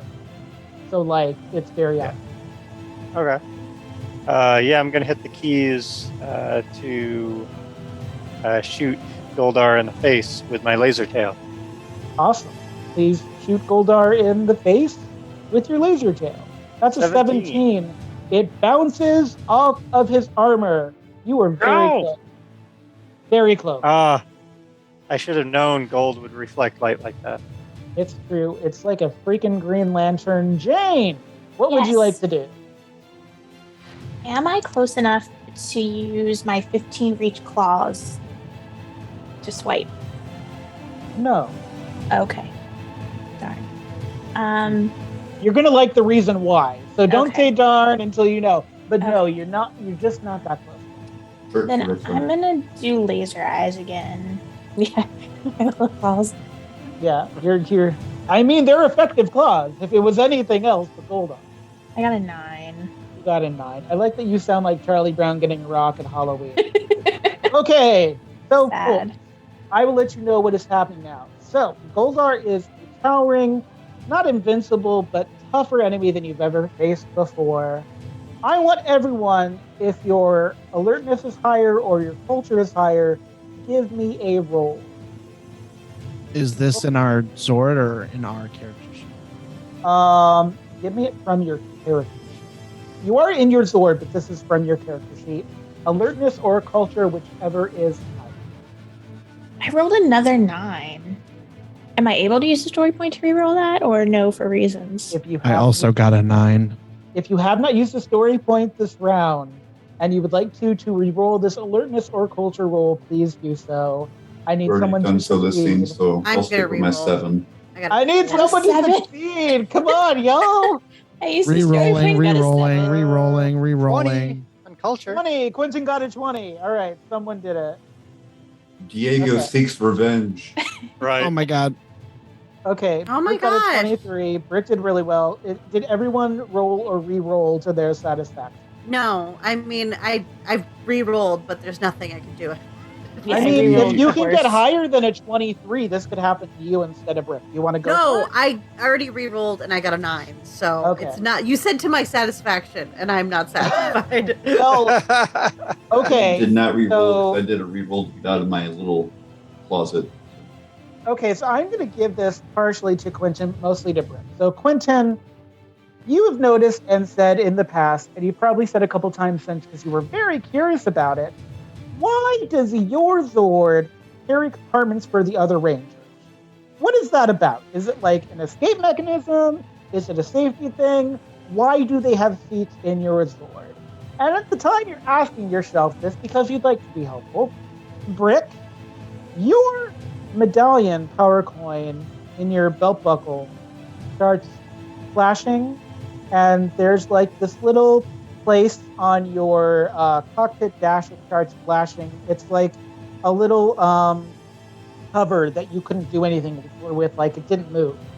But now it's flashing, and your belt buckle is flashing. My stuff is flashing. Should I press a button? It's big and red. Just do it. I'm gonna do it. What's the worst that could happen?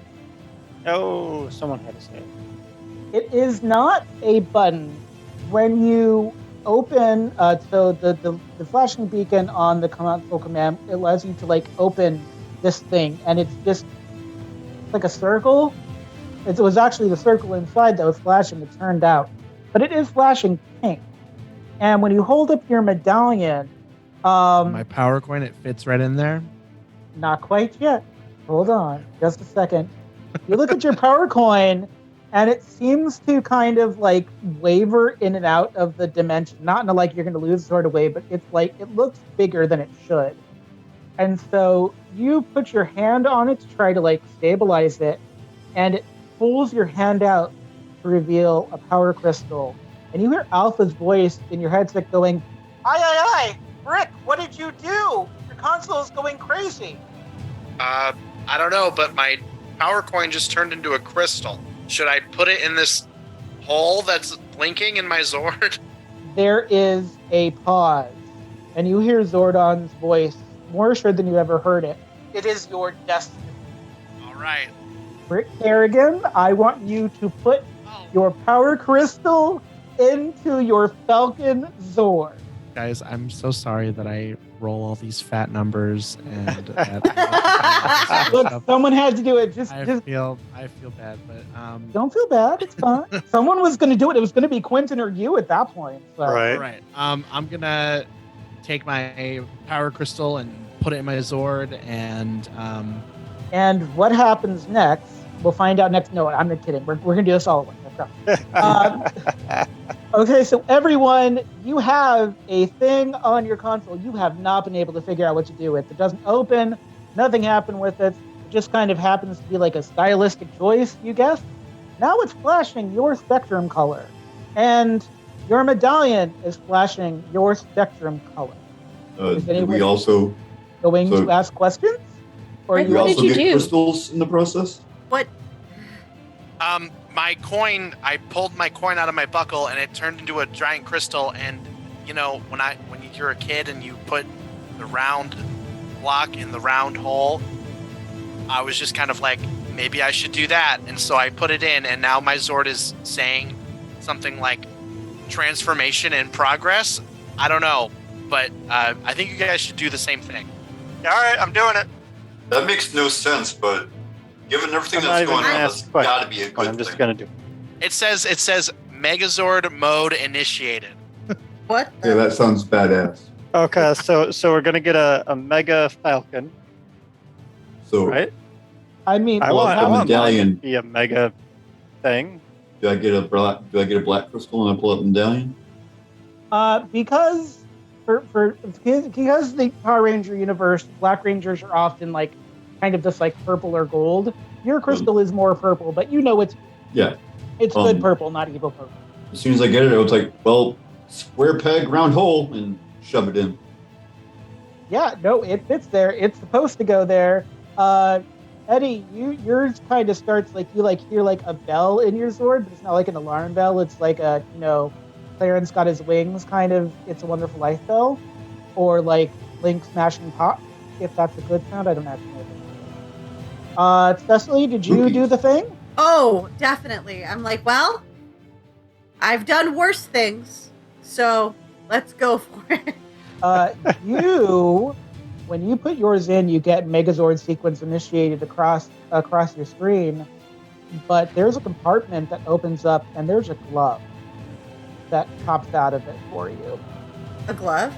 Yeah, take hold of the glove. Like put it on your left hand, because you're left-handed. That's what you told me. Yes, I am left-handed. On your left hand, Jane. What are you doing? I mean, if all the cool kids are doing it, Jane's gonna do it too. So she's gonna pull out her coin and get her crystal and put it in the hole. Rexy gives a mighty, mighty roar. Quentin, what do you do? Yeah, I'm gonna take out the coin in hopes that it turns into like yellow crystal and look for where the hole is. Yours is not a hole. Yours is more like a slot in a pinball machine. And as you put your coin in, it seems to slide down somewhere, and out of your console pop two kind of handles for your hand. And I want you to take those handles and I want you to pull them down. It doesn't take much muscle, but it takes some. All right. Right. And you hear Megazord sequence initiated. There is a sound of like metal all around you. And this kind of all happens in concerts at once. The sides, the bottom, and the top of Diego open in a way that looks like it's designed to. And you hear Britt coming down. You hear Cecily from the left. You hear Jane from beneath you, and you hear Eddy from the right. And like kind of in concert, all of a sudden, you are no longer alone in Diego. you have formed your own personal Megazord with Diego as the body. Eddy, you're the right arm. Britt, you are kind of like torso back up. It's hard to explain, but you like the I wings was gonna wrap ask, around. am I wings? Am I wings on the back, or am I like wrapped around? Yeah, so your wings come down and wrap around, like you're creating the rest of the torso. For Jane, whose legs create the legs of your Megazord. And so I am going to reveal your prehistoric sword, as I put it somewhere. This was supposed to be like a really cool moment, and now I have. Whose Zord has? It was a really cool moment. Do you see underneath all the Zord armor color information something called prehistoric sword? I like how one of yeah. the skills is just literally Jane, Eddy, Quentin, Cecily, Brick. There is a reason for that. Each one of you controls something in this sword, and I will explain what you control. Jane, you control, this is athletics, and this is your cranial laser. You can use this once a scene, I believe it says. And you can do this sort of as a ranged attack, but it's also like a laser, but you're also using kind of your claw arms. It will make sense when you see it if you decide to use it. Britt, you have a targeted attack. This is just a ranged attack, but it's magnificent. Eddy, you have your brawn is both offensive and defensive. And Cecily, that finesse, as soon as you put on that glove and get in that Zord, a sword descends from the heavens on a thunderous cloud and lands right in front of the Megazord. Cecily, Adwell, would you like to pick up the mythical Thunder Sword? Oh, would I ever? And because we've all been such a good sport, let's go in order. Quentin, you are up first using the Megazord. Quentin, your job in the Megazord is a lot of piloting to make sure you're at a safe distance, and to make sure other rangers feel supported. You have a dashboard that allows you to look at power levels and damage. All right. So you can decide how far away from Goldar you want to be, essentially. That we all should be. I mean, you're all together in one space. Right, exactly. Also, hi, all your friends are in your vehicle with you, and you're Yeah. all there together. I don't know if that has dawned on you yet. It's but, a like, party. behind This you. is awesome. Hey, everybody. Welcome to Diego, I guess. Man, this is sweet. So, are we going in close? Yeah, I mean, how else are we going to smack you with that sword? That's kind of what I was thinking. So I'm going to try to move in so that the sword can be at range, essentially. All right. Jade, it is your turn. I would like to roll that athletics. All right. Okay. That athletics is the cranial laser. As soon as you roll that, the Tyrannosaurus head will pop out and use the cranial laser. It will also give you a high vantage point to see if other enemies are going to appear. Are you kidding? Oh my goodness, I got a 6. It's new. You try. You go wide. You hit another Sorry. Tesla though. Like, Sorry, it's fine. everyone. You're just hitting the Teslas today. That's perfectly fine. Sorry, everyone. Okay, you're just doing God's work. It's all right, Eddie. Shane. No, go for it, Brick. Yeah, those are I was just just saying, really it's expensive okay. cars. Don't worry about them. Something tells me our first time piloting a Megazord is going to have a few bumps in the road. Yeah, let's just try to put more of the bumps on Goldar if we can. Yeah, I'm like, it's definitely a learning curve, and as long as we all learn together. Yes. Speaking of learning together, hey, Eddy. So you are the right arm of the Zord. Your mastodon is head is kind of like a shield hand. Wonderful. And it's one of those funny things when you have a sword, there's always going to be a shield, but a shield is a weapon in its own right. What would you like to do? I'm going to position the arm between us and Goldar, obviously, and with the general intention, if he can manage a swing, because obviously I've seen this in 1.5 million video games, and I've done it 1.5 million times myself. I will basically essentially intending to kind of like parry back whatever blow he tries to get down on us, with the hopeful result of creating a very big opening for Cecily to do her magic. Which is exactly what Goldar does, because he's nothing if not transparent. That sword comes swinging down. Eddy, roll your brawn in your prehistoric Zord to see if you stop that blade. 14. That's a 14. It hits. It's a mighty smack. The Zord stumbles a little bit. Quentin, you have to do some fancy footwork to keep you all up, but it's not so bad that you can't do it. Goldar laughs pretty hard and says, "You can't handle it. Look at that. You're all together. You're all going to perish together. Rita will take over this planet." Rick, he sounds pretty sure of himself. There's no way we're going to let that happen, Goldar. And I'm going to do my little targeting Falcon attack. So your Falcon attack is really interesting because it mirrors the Falcon attack from your Zord. So you can choose any energy to use. Lightning, acid, fire, cold, or I guess the best way is like it's like a willpower thing, like it's not intimidation, but like distraction mention. You can choose any of them. Cool. I'm gonna go with lightning. I think lightning is a good. Fun fact: when you use this lightning attack, your torso wings, a couple of the feathers go up and become like ears. So this like kind of comes from ears and then they go back down. No, you didn't let me use my reroll. I mean, you could. When use that now. I would like you to use that now because this is the big fight. So. Man, 11. Stage is set for Cecily. It's not enough, but the stage is set indeed. Cecily, you have a lot of pressure, but I've wielded a lot of swords. So, except, Cecily, you have a choice to make. Oh.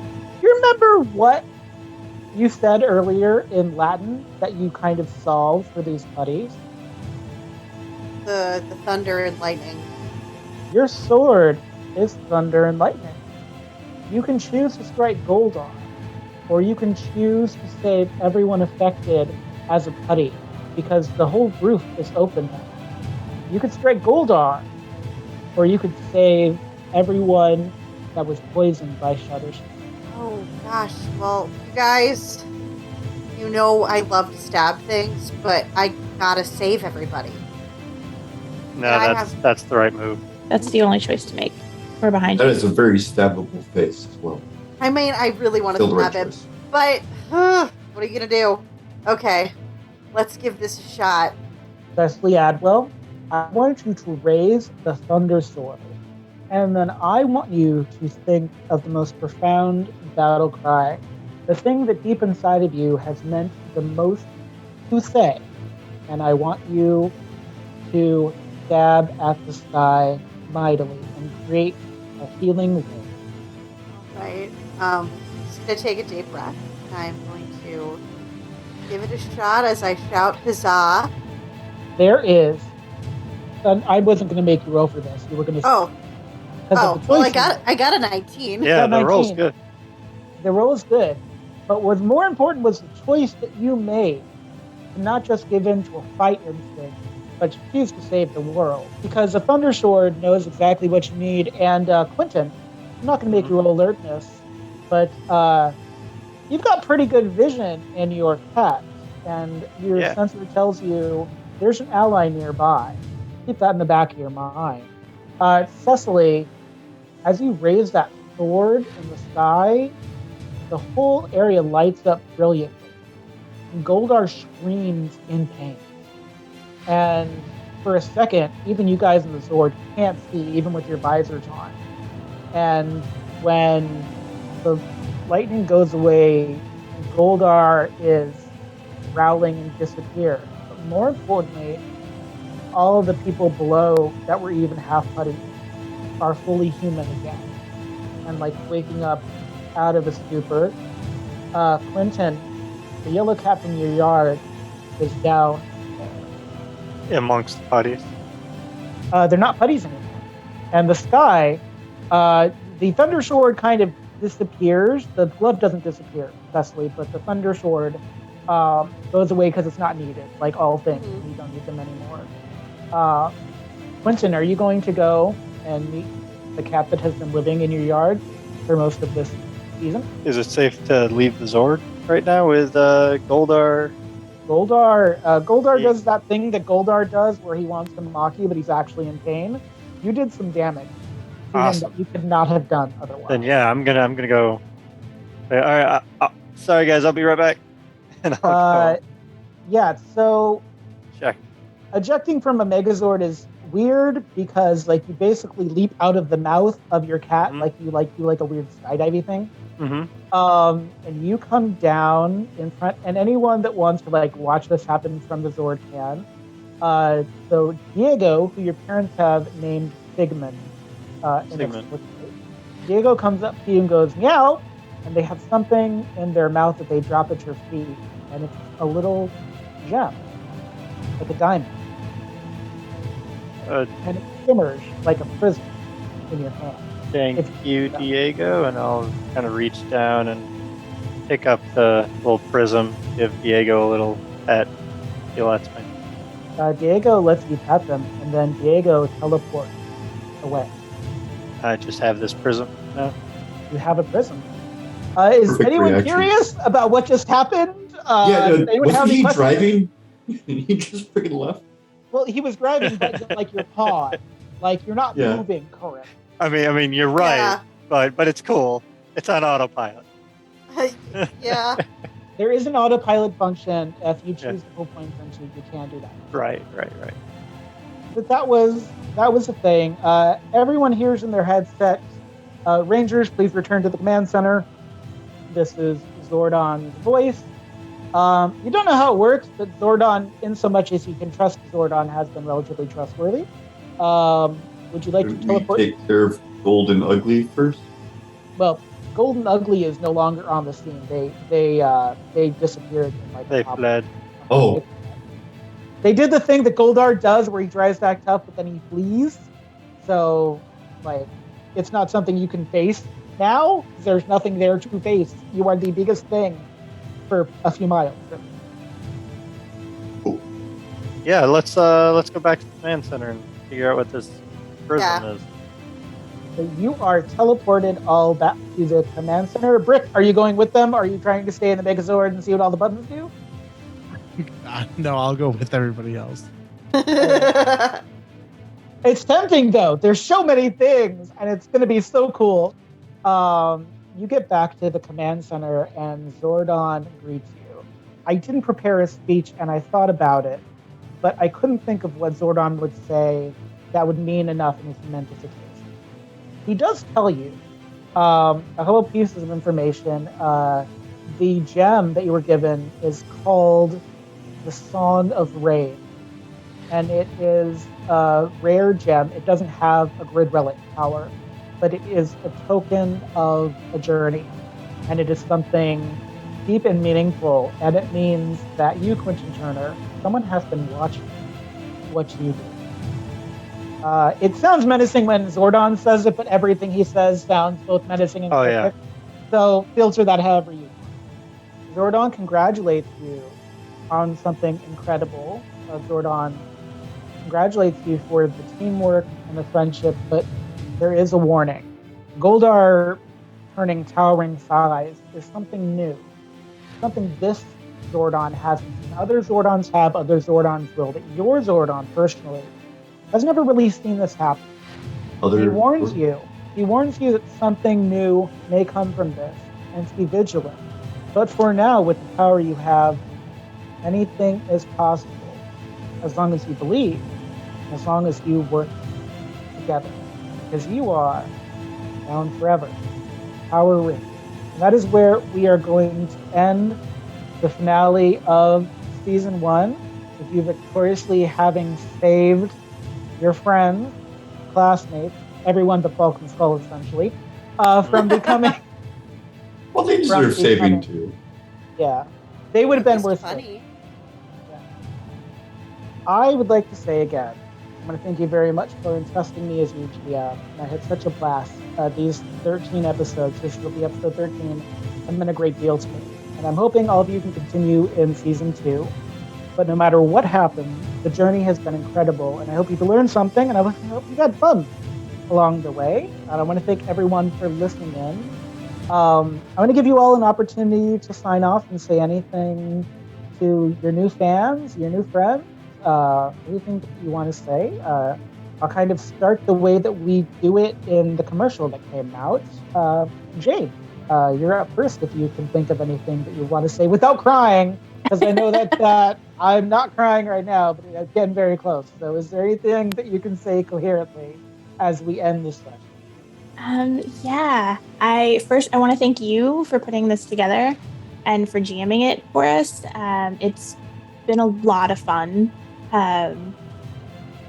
Living out my my childhood Power Ranger fantasies, and to the group that we have together. I didn't really know anybody before this, and it's been a lot of fun going on this journey with all of you. And I'm really glad that I know you guys now, because you guys are awesome, and it's been a lot of fun. So thank you all. Cecily, also hoping that you're not crying right now, as I'm also trying not to cry. Is there anything you'd like to say? I would like to say I've had so much fun doing this. Blue Rangers are always my favorite, so being able to be the Blue Ranger means a ton to me. And I would like to say, may the power protect you. Wonderful. Quentin, you went from falling on your back in the command center to commanding the Megazord. And you made some wonderful, mysterious friends and zombies along the way. Yeah. How was the journey for you? This has definitely been a pretty fun arc to kind of take a character through and to see everybody else's characters go through. So I definitely want to thank you for putting on this story and leading us through it, and for everybody else for, bringing your own interesting characters into the mix. I think we all worked pretty well together, so it's been a blast. Rick, the baseball jock with the heart of gold, the power of the pink falcon, the winged lord of the skies, one last time. Do you mind if I go last, actually? Sure, you can totally do that. Eddy, you had I hope you felt it was a good episode for you and a great season. I hope you had a really good time. Oh, heck, you let me rewrite your little jingle twice. So You're very welcome. No, I've been at legitimate awe with everyone involved in this whole project since the start of it, and honestly felt a little out of place as far as kind of being a part of it in the onset. Even with like the general portrayal of the character and kind of being the oddball, but I do greatly appreciate the way everyone kind of embraced Eddy as an individual for even for the nuances and adapting the weird little pet names and all these other things. So that's been really nice to see. And specifically, Panabon says again, I'll probably say it a few other more million times, but with this being your first time GMing, there's no way in hell I'd ever be able to know that if it wasn't for the fact that you said so. I've been GMing for years, and I don't think I'm horrible at it, but I definitely know that there's a lot I can learn. And I'm definitely stealing some things from your little playbook here that you've done along this, as I really think you're doing amazing. And then, because I'm not going to cry, this is totally going to work without tears from me. I'd love to give you the last word, Rick Kerrigan, if you know what your last words are. I do know what they are. First of all, I just wanted to say this has been so much fun. I've said this before, but I've never played a tabletop role-playing game before this, and this has been it's been so you guys have been so accepting and patient and awesome with me, and so I just want to thank you. Power Rangers means the world to me. I don't know how big of fans you guys are, but it's definitely like my thing. Cecily will tell you that it's Power Rangers means like the world to me. So being able to like do this and like experience this with you guys has been a complete treasure and a dream come true for sure. That being said, I do want to kind of touch on something else, especially for the audience here today. This has been a really super fun and really great experience, and I hope you guys have had just as great time listening to it as we've had playing it. There's one thing I do want to I don't want to end this on too much of a somber note, but I do. Over the weekend, we had some news that one of my childhood heroes sadly passed away. Jason David Frank, who played Tommy Oliver, the Green Ranger in the Mighty Morphin Power Rangers, sadly passed away over the weekend that we were recording this. And it has left, I'm sure, a tremendous hole in my heart as well as the hearts of Ranger fans around the world. And I just wanted to say to anyone who is listening to this that has ever felt feelings of loss or loneliness or just felt like the world wasn't enough for them, this world is enough for you. And if you ever need anybody to talk to, please reach out to somebody you love. Use the 988 phone number to call and speak to a professional if you have thoughts and feelings that are too dark for you to think that going on is not an option. But I promise you it is. And I hope the power protects everybody in this world, especially all the people that I've met through this incredible experience. And I love you guys so much. Thank you for being a part of it. Right. That's a really, it is bittersweet, but it is a lovely way to leave off. For me, this game has been really important because it's not necessarily about the fighting. I know we see that a lot in Rangerdom, and a lot of people think that from the outside. But for me, Power Rangers is about the idea of cooperation, about the idea of maturity, about the idea of doing things in a group, and about the idea of not being as alone as we feel.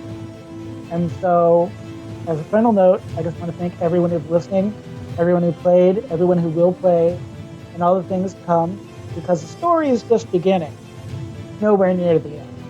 And no matter what happens, these 5 teens with attitude, Quentin Turner, Eddy Thatch, Jane Russell, Rick Kerrigan, and Cecily Adwell will always and forever be the Power Rangers.